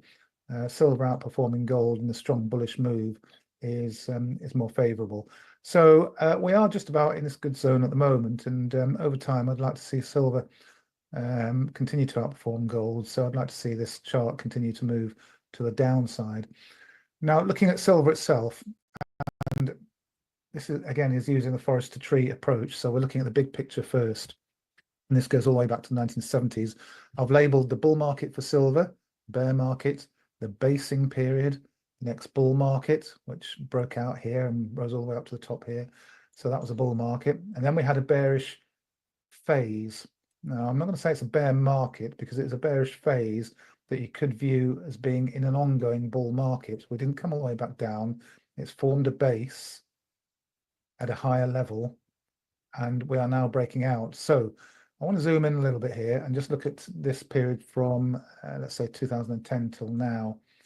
The $28 level is important. It was significant support during this period, sort of between 2011 and 2013.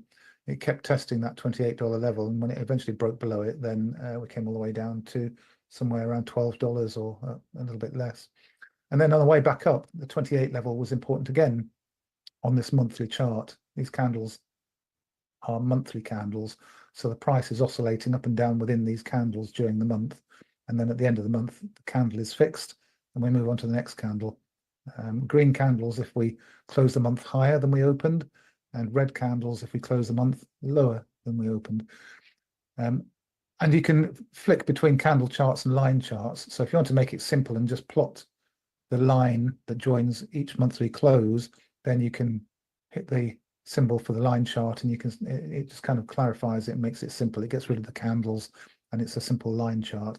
And on the line chart, you can see that $28 level is very important. So, okay, so we know 28 is important. Now let's zoom in a bit and look at the weekly and look at the period from 2020 to now. So we're getting down towards the out of the forest and into the trees. So 28 is that level that we want to bear in mind. Okay, so what I'm going to say at this point is, as long as we are on a monthly closing basis above 28, then the bull trend is intact. But you have to wait until the end of each month to get that confirmation.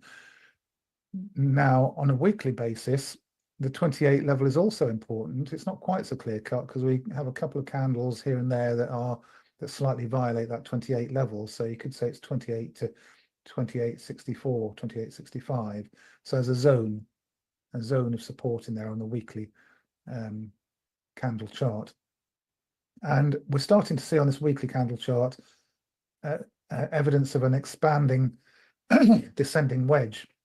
Okay, so you've got the support line, you've got the resistance line. Excuse me. So now what we want to do is take a look at it on the daily basis, so the daily candle chart. And there we have the daily candle chart, and that expanding wedge is much, much clearer on the daily candle chart. We can see very clear support in there, and we can see very clear resistance tied into those upper and lower thick black lines that I've got on the chart. You can also see these rising support lines. There's one on the previous upside move, and there's one on the current upside move. Okay, so you've got two rising trend lines. Now notice on the latest one that we've just sort of dipped down below that rising trend line and we've broken it, and we still haven't actually hit the upper resistance line. Now the upper resistance line is going to be about $30.45, $30.50, that kind of level. So what can we conclude? Well, any move above $30.50 would be very bullish indeed, because that would be a breakout from that expanding wedge. So that's the first thing to say. So a daily close above, let's say $30.50 50 cents would send a strong bullish signal that the next up leg is coming. So so what I've said now is that any move below 28, and we probably should be just stepping aside for however long it takes, because 28 is an important support level, and there's no point hanging around in silver if it breaks down below 28. Okay, that's the first thing. The next thing is, if we break above 30.5, where's it going? So you'll notice I've got some lines on the chart there, a red line, a green line, and a black line. Now, if I just press a couple of buttons here on the keyboard, those are distance, well, they're moving averages. So the red line is the 12-period moving average, the 12-day moving average. The green line is the 36-day moving average, and the black line is the 150-day moving average. You can pick more or less any numbers you want. I could have put 10, 50, and 200. You know, you're going to get the same analysis out of this. So the point is to pick a short, a more medium, and a longer term figure. Okay, and then what you get if you plot the distance from moving average, is plotting how far away you are from each of these lines. So you can see the price is very close to the red line. So in terms of the distance from the 12-day moving average, we're almost at zero, because price is almost on that red line. It's almost on the 12-day moving average. It's also quite close to the green line. So you can see the green distance from moving average being plotted here. We're only 2.5% above the 36-period moving average, the green line up here. But we're quite a long way above the black line, and the black line is the 150-day moving average. And you can see that we're currently 7.5% above the 150-day moving average. Okay, well, that's all very fascinating, but how does that help us? Well, it helps us in estimating where price might be going, because if we look, for example, at the more medium term moving average here, you can see that, generally speaking, apart from occasional spikes, which we can't sort of expect, they just come along unexpectedly, sort of thing. But more generally, we top out at about 12 to 14% above the moving average. You can see all these multiple occasions where we get to 12 to 14% above the moving average, and then price retreats. So where is 12 to 14% above the 36-period moving average? Well, I've of course calculated that for you. So the 36-period moving average is the green line, and if price begins to break to the upside, the green line might rise at this sort of angle. I'm just borrowing the angle from the previous leg up. So if it turns around, it could move up at that angle, which means that, let me just draw a dotted line to show you what might happen. So your 36-period moving average could do, and emphasis on the word could, do that sort of thing. Like that. And take that line away now. Okay, so if we were to start moving up pretty rapidly, we can guesstimate the sort of angle of ascent. It might be something like that. So it could be something like that, for example, if we were to start moving up fairly rapidly now. So in terms of time, when we get to our target, it could be sometime towards the end of September. And in terms of target, well, 14% above that moving average is going to be somewhere around $34, isn't it? 12% above the moving average would be, of course, lower, and that would be around $33.50. So let's say $33 to $34, could spike higher to 35 or higher if we get one of those spikes. Okay, so that's an estimation of where we might go using that particular moving average. Now, if we use the 150-period moving average, we can see that it usually gets up to around somewhere around 15, 16%, can go up to 30%, and in a very spiky move, it can go up to 65%. So, you know, it can go crazy percentages higher, at least 50, 65%. But if we're not greedy, and if we just say that we're going to get a move up to a regular sort of peak, it would be between 20 and 30% above the 150 moving average. So 20 to 30% above this moving average.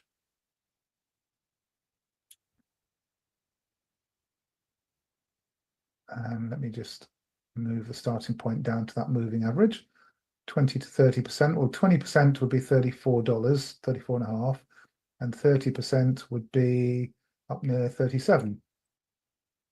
So that gives us a slightly higher target range and gives us a little bit more confidence that we could spike a little bit higher into the mid to upper 30s as opposed to the sort of lower to mid 30s around the $34 level, for example.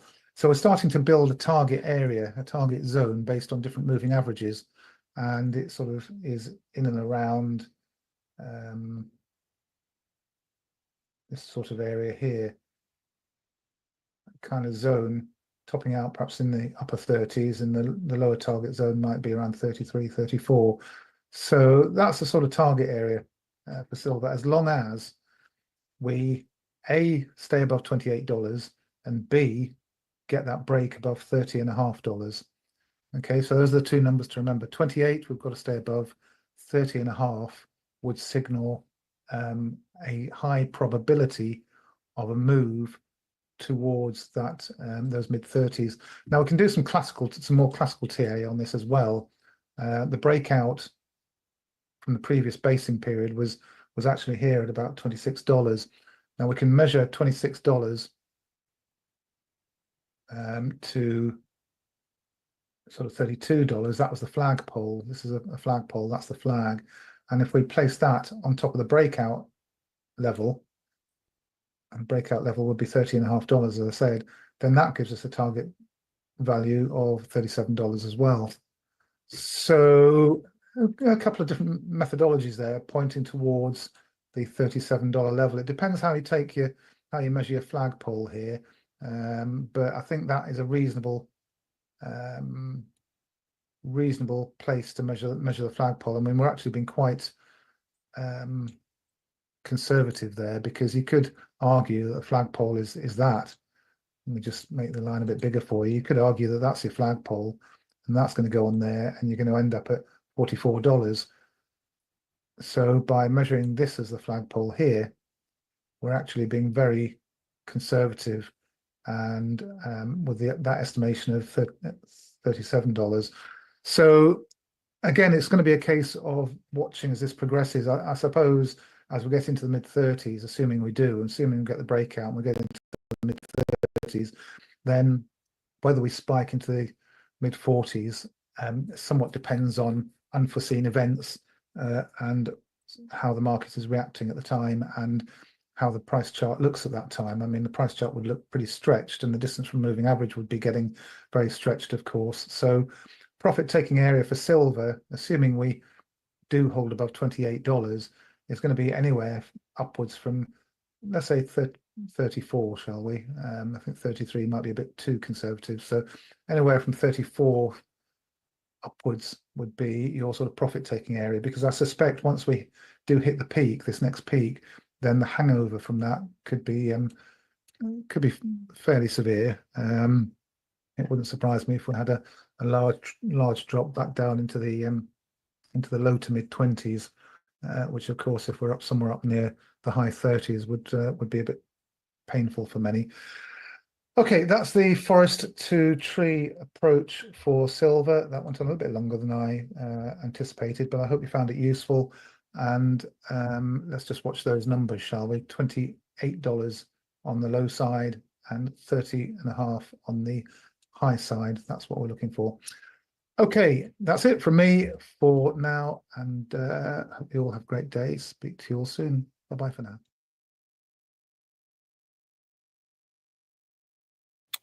Alrighty. Okay, guys. So you got those numbers, right? You know what silver is gonna go towards. So I think that's pretty good analysis. Very detailed. Now, let's look at GameStop. I told you guys yesterday I saw hints and clues that the meme stock revolution was going to continue again. We are in our second phase. Come on, how many times have we done this? We've done this so many times already with GameStop, right? Pump and dump, pump and dump. What was the last time right here? Come on. I keep forgetting how long this was. Bro, it was like 2021 was the hot fire going from it had a split, so what was the split again? Reverse split 4-1. Yeah, this used to be like a $20 to $240 stock, right?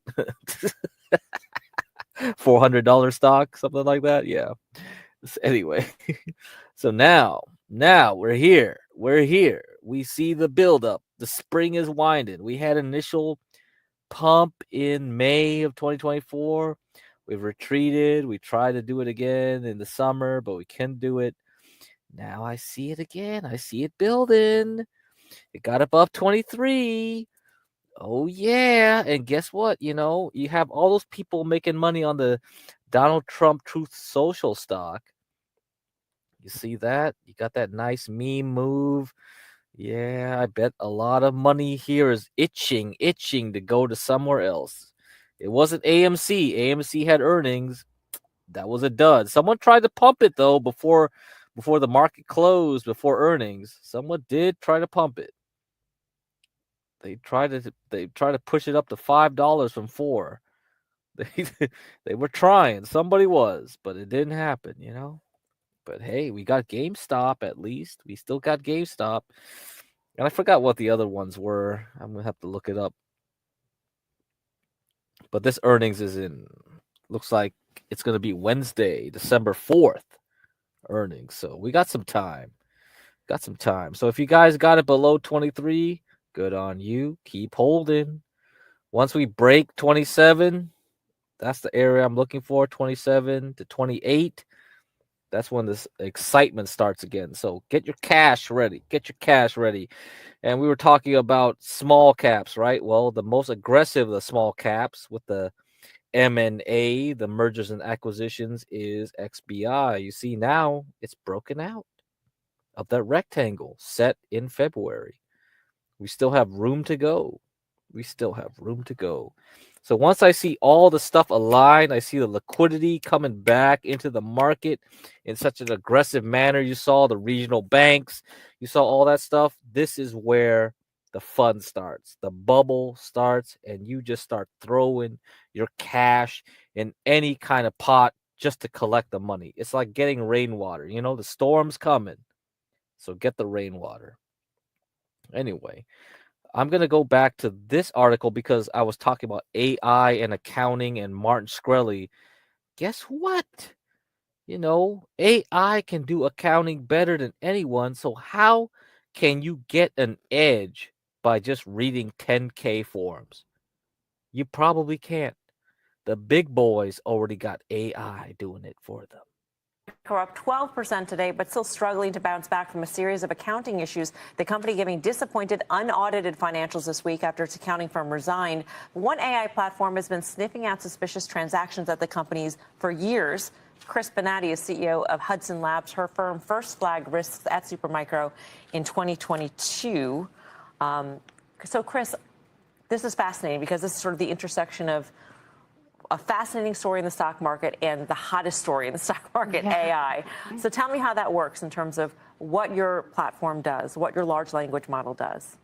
Yeah, so as a financial AI platform at Hudson Labs, one of many things we do is look at the concentration of related party risk across all U.S. issuers. If you think about related party transactions and other types of forensic risks, it's an incredible application for AI because it's unstructured data. It takes a lot of time to dig through all of that, but also there's a lot of noise, and that's one of our biggest contributions to the space is getting rid of boilerplate, finding the signal versus the noise. But because of that, we have a related party concentration risk screen, where Supermicro was one of the highest risk companies and simultaneously was ranked quite high on our other forensic risks. Yeah. So this screen is a result of going through hundreds of thousands of SEC filings, because that is time consuming. Nobody wants to go through one SEC filing, let alone 800,000 a year. Exactly. And in a situation like related party risk, a lot of related party disclosure is meaningless, boring, and not material.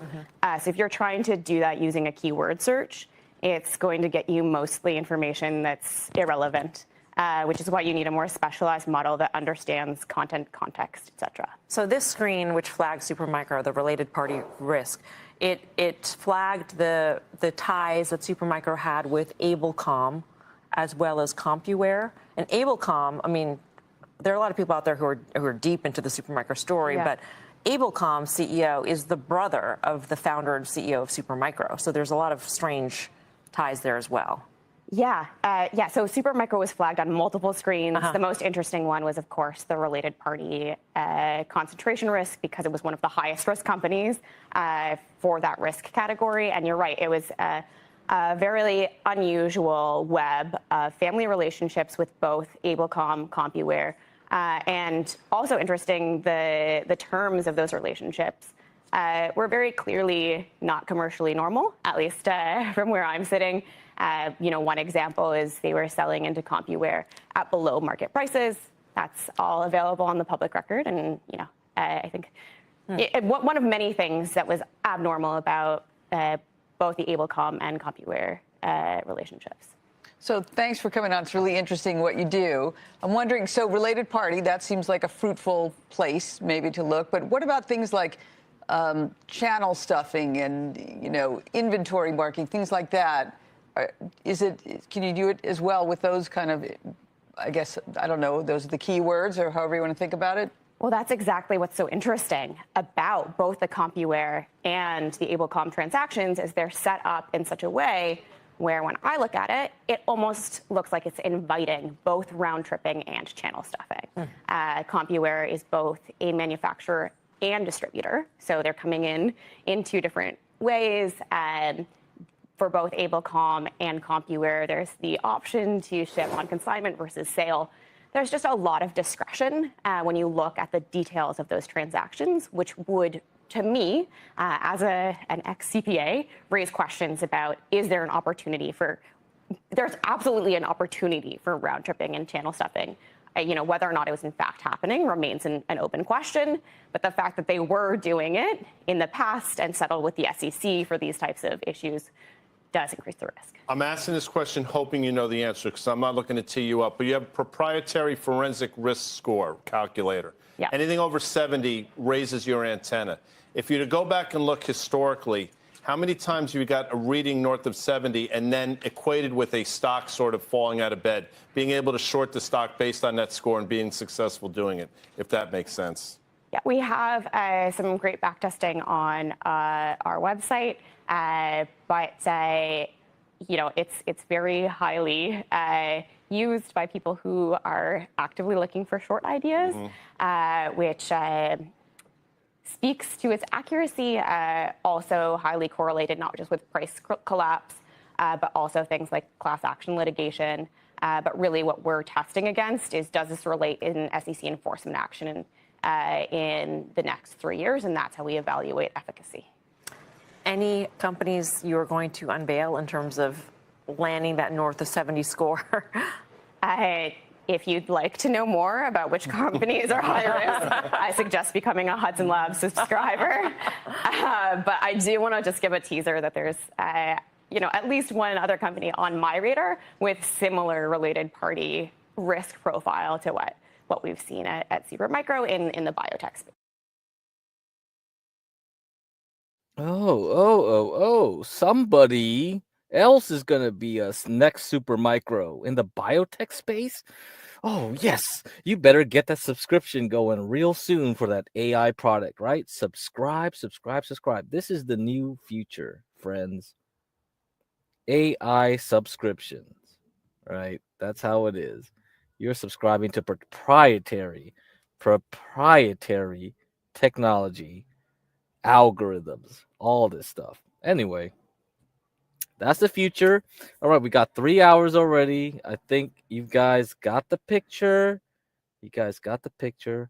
Let me play this video for Bitcoin. People are really interested in Bitcoin, right?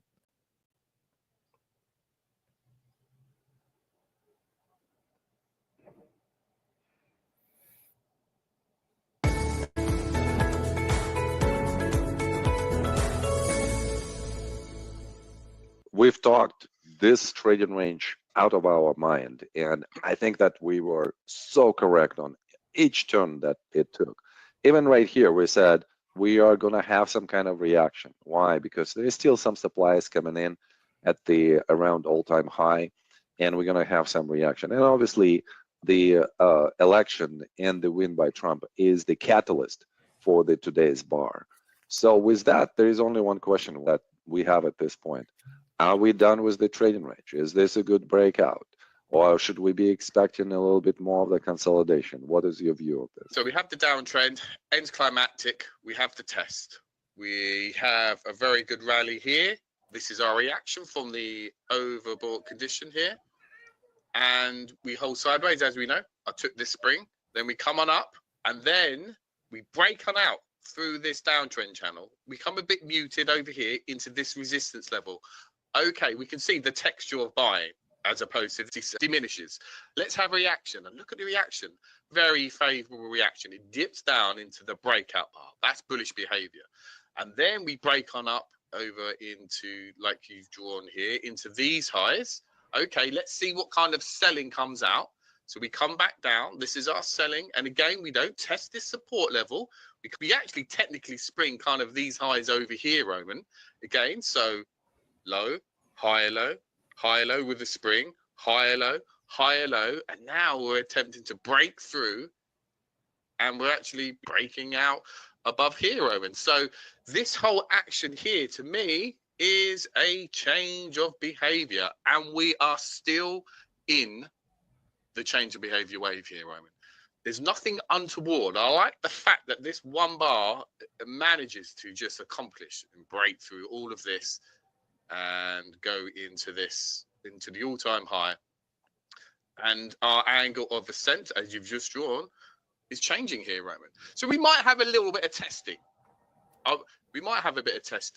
And then because we can see that over here, we break on out to this resistance, we have a little reaction. But I don't think we'll test back down to the lows here, Roman. But I do believe we're in the midst of the cob, and I think the stage is set for high prices here, Roman.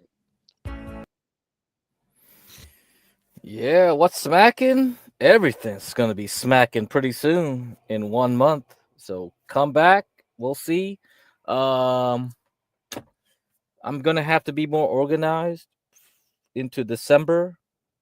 We're going to have to get everything set up where I just list out tickers. Boom, boom, boom, boom, boom, boom, boom, boom. I just put out like, okay, this is how I would trade it.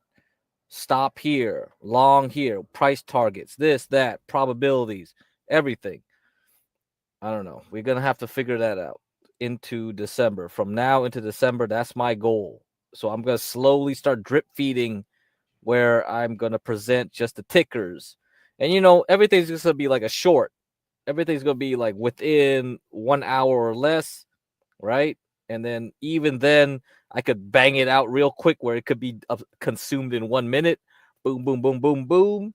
You guys should understand exactly how I approach things in the market. Very simple. I just draw horizontal lines. I put support, resistance.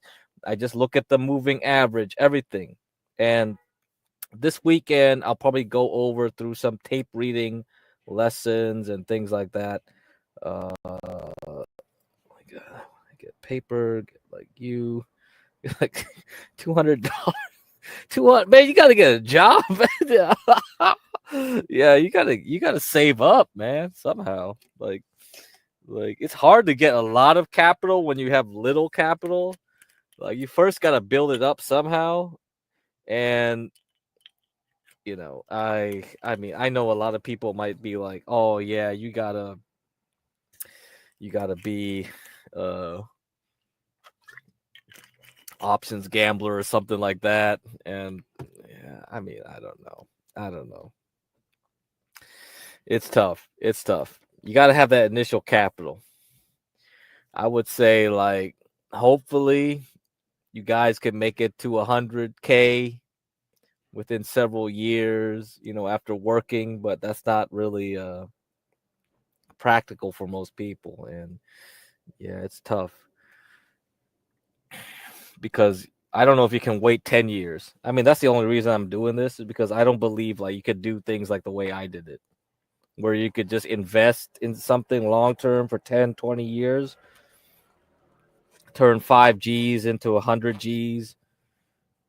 Like, by then you'll probably be like, shit, inflation's so high, blah, blah, blah. I don't know.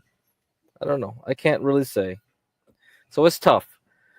Having capital is so important because capital makes more capital, right? That's just how it is. That's just how the system works. You gotta get more capital. Figure it out. So baseline, it's all about getting that job. Try to get a better job, get promoted. I mean, that's how I did it. But, I had a head start. I learned about investing way earlier. So putting a few $1,000s in the right stocks over 10, 20 years, by the time you graduate and go to get your first job and this and that, you're already at a good position. That's really the tough things. And a lot of that comes from parents. And my parents did not believe in the markets. It was only because of my pressuring them that they did it. And I think Gary has a similar story. A lot of people, Rashu, yeah, their parents are risk averse. Not taking risks is detrimental a lot of times. Man, you're stuck in the same status, class, position when you don't take risks. Really bad, really bad. So you don't want to be overly risky, reckless, but then you don't want to be afraid and scared all the time too. They'll keep you in that class, right? That's the same type of personality that keeps you in that office job all the time. You're always afraid. You're always looking over your back, huh? I never did. When I was working, I never gave a 2 F's about anything. Anybody could fire me at any point. I didn't care. And they knew it too. That's why I could mouth off and like skip meetings and yeah, it was fun. It's fun. Yeah, it's fun when you have an office job where they knew they couldn't touch you. You could just do whatever the heck you wanted. So you got to play the things right. The cards, the cards that are handed to people are not going to be the same. You're going to have to analyze your odds and things like that. It really is a big poker game, isn't it? You're just looking at your cards. You're going like, shit, what am I going to do with this? I don't know. All I could do is just give you some tips here and there. But but like I said, like you could see right from all the streams I've been doing, it's not hard. I don't take the risks myself, right? Like I could show you that AOI stock or HIMS or that. I never took those. I didn't took those risks. But with simple chart reading, you have a chance at least. Like let's look at HIMS. Like yeah, just based on this, it was like if you just bought here $13, that would have been good right back in September, I guess. And then if you go to the daily chart, you could have did it again at 18. That was your second chance. You missed that. Well, okay, fine. And I'm just looking at charts. So look at that. I do the weekly chart. You see it drop to the 40. It hits its support here. That would have been a good time to buy. There's no guarantee. Like it could have crashed, right? But that would have been a good time to buy. Okay, fine. It goes up. Let's say you missed that. Then you go down to the daily. You saw this pattern repeat again. You saw it. You saw it again. It goes back. It goes back to the 40 daily. So up here was the 40 weekly at 13. Then you go down to the daily, the 40 daily, and it's 18 and a half. You could have bought there, got a quick trip up here at 24, sold it or whatever. You could have kept it too. It doesn't matter because on the long-term picture, it could have. But like I said, everything is fractal. That's what I mean by fractal. I think both Northern and Southern California are looking all right today. We actually have unusual hot weather in the fall compared to the previous year. I think it's the La Nina bullshit. La Nina. Like I don't know what's going on with the La Nina right now. So I don't know if we're gonna get a ton of rain in January, but it could be like, oh yeah, we're pretty hot, nice and warm still for for the fall. So then we might have to worry about the La Nina later on. Anyway, so you can see that example, and then AOI, yeah. I mean, like I said, this company is trash, but based on what I'm seeing, like let's do something quick here. I could do a quick support here because this was a big bar, bounced off of that again, so I know it returned here, so I probably would have gotten a piece if I wanted to gamble. There's no guarantee it wouldn't have just broken down and completely collapsed. But let's say I wanted to take that chance. Yeah, I would have put some chips on the table. But the real reason is look at the monthly. Look at the monthly chart. You got the 40-month chart, right? The 40-month average turning up, hitting exactly at the same spot as here. And you have the 18-month going up. So even though it looked terrible, look at the daily. It just looks horrible. Down, down, down, down. There's many reasons to say like it's worth a shot to go long at $6.75 or whatever, right? There was no guarantees, but the odds are better here. So this is just gambling, folks. We're just gambling here, but if we're gonna gamble, at least we're being smart about it. I can actually pull this line back. Like, let's say I took this and pulled it all the way up here. There's a lot of significance of this line, right?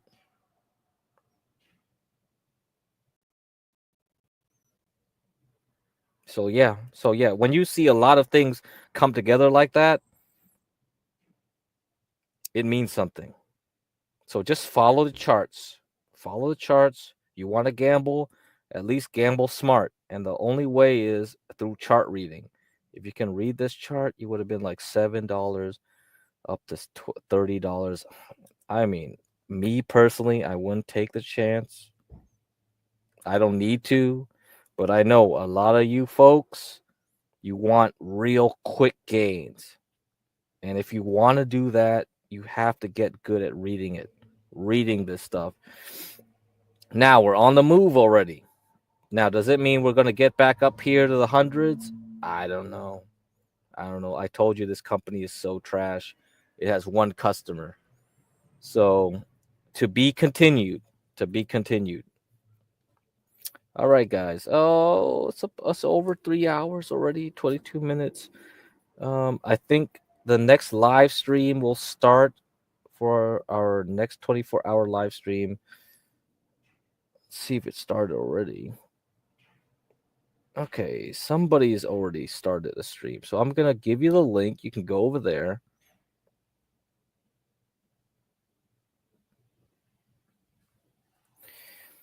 Put in the chat. All right. So remember to like and subscribe. Donate to Portia. You see the Cash App at the bottom. All right. Here's the live stream that's going on right now. Go over there. If you like it, give the money to Portia. You can give it to anyone else, Stanley, whatever. Don't give me Cash Apps, please. I don't need the money. All right. Don't need that. As you can see, I don't need that. Give it to Portia. And then if you don't, give it to Stanley or HB. Give it to John. the whole crew could get the Cash Apps. Don't give it to me. I'm just here to stir the pot, all right, and give you financial advice. All right. 3 hours, 30 minutes. So this weekend, I'll try to come up with something, make some PowerPoints, do something like that. And we'll go over some old videos where I can show you some of the Wyckoff chart reading stuff. and you can study those. Those are good studies. Very good. All right. See you guys.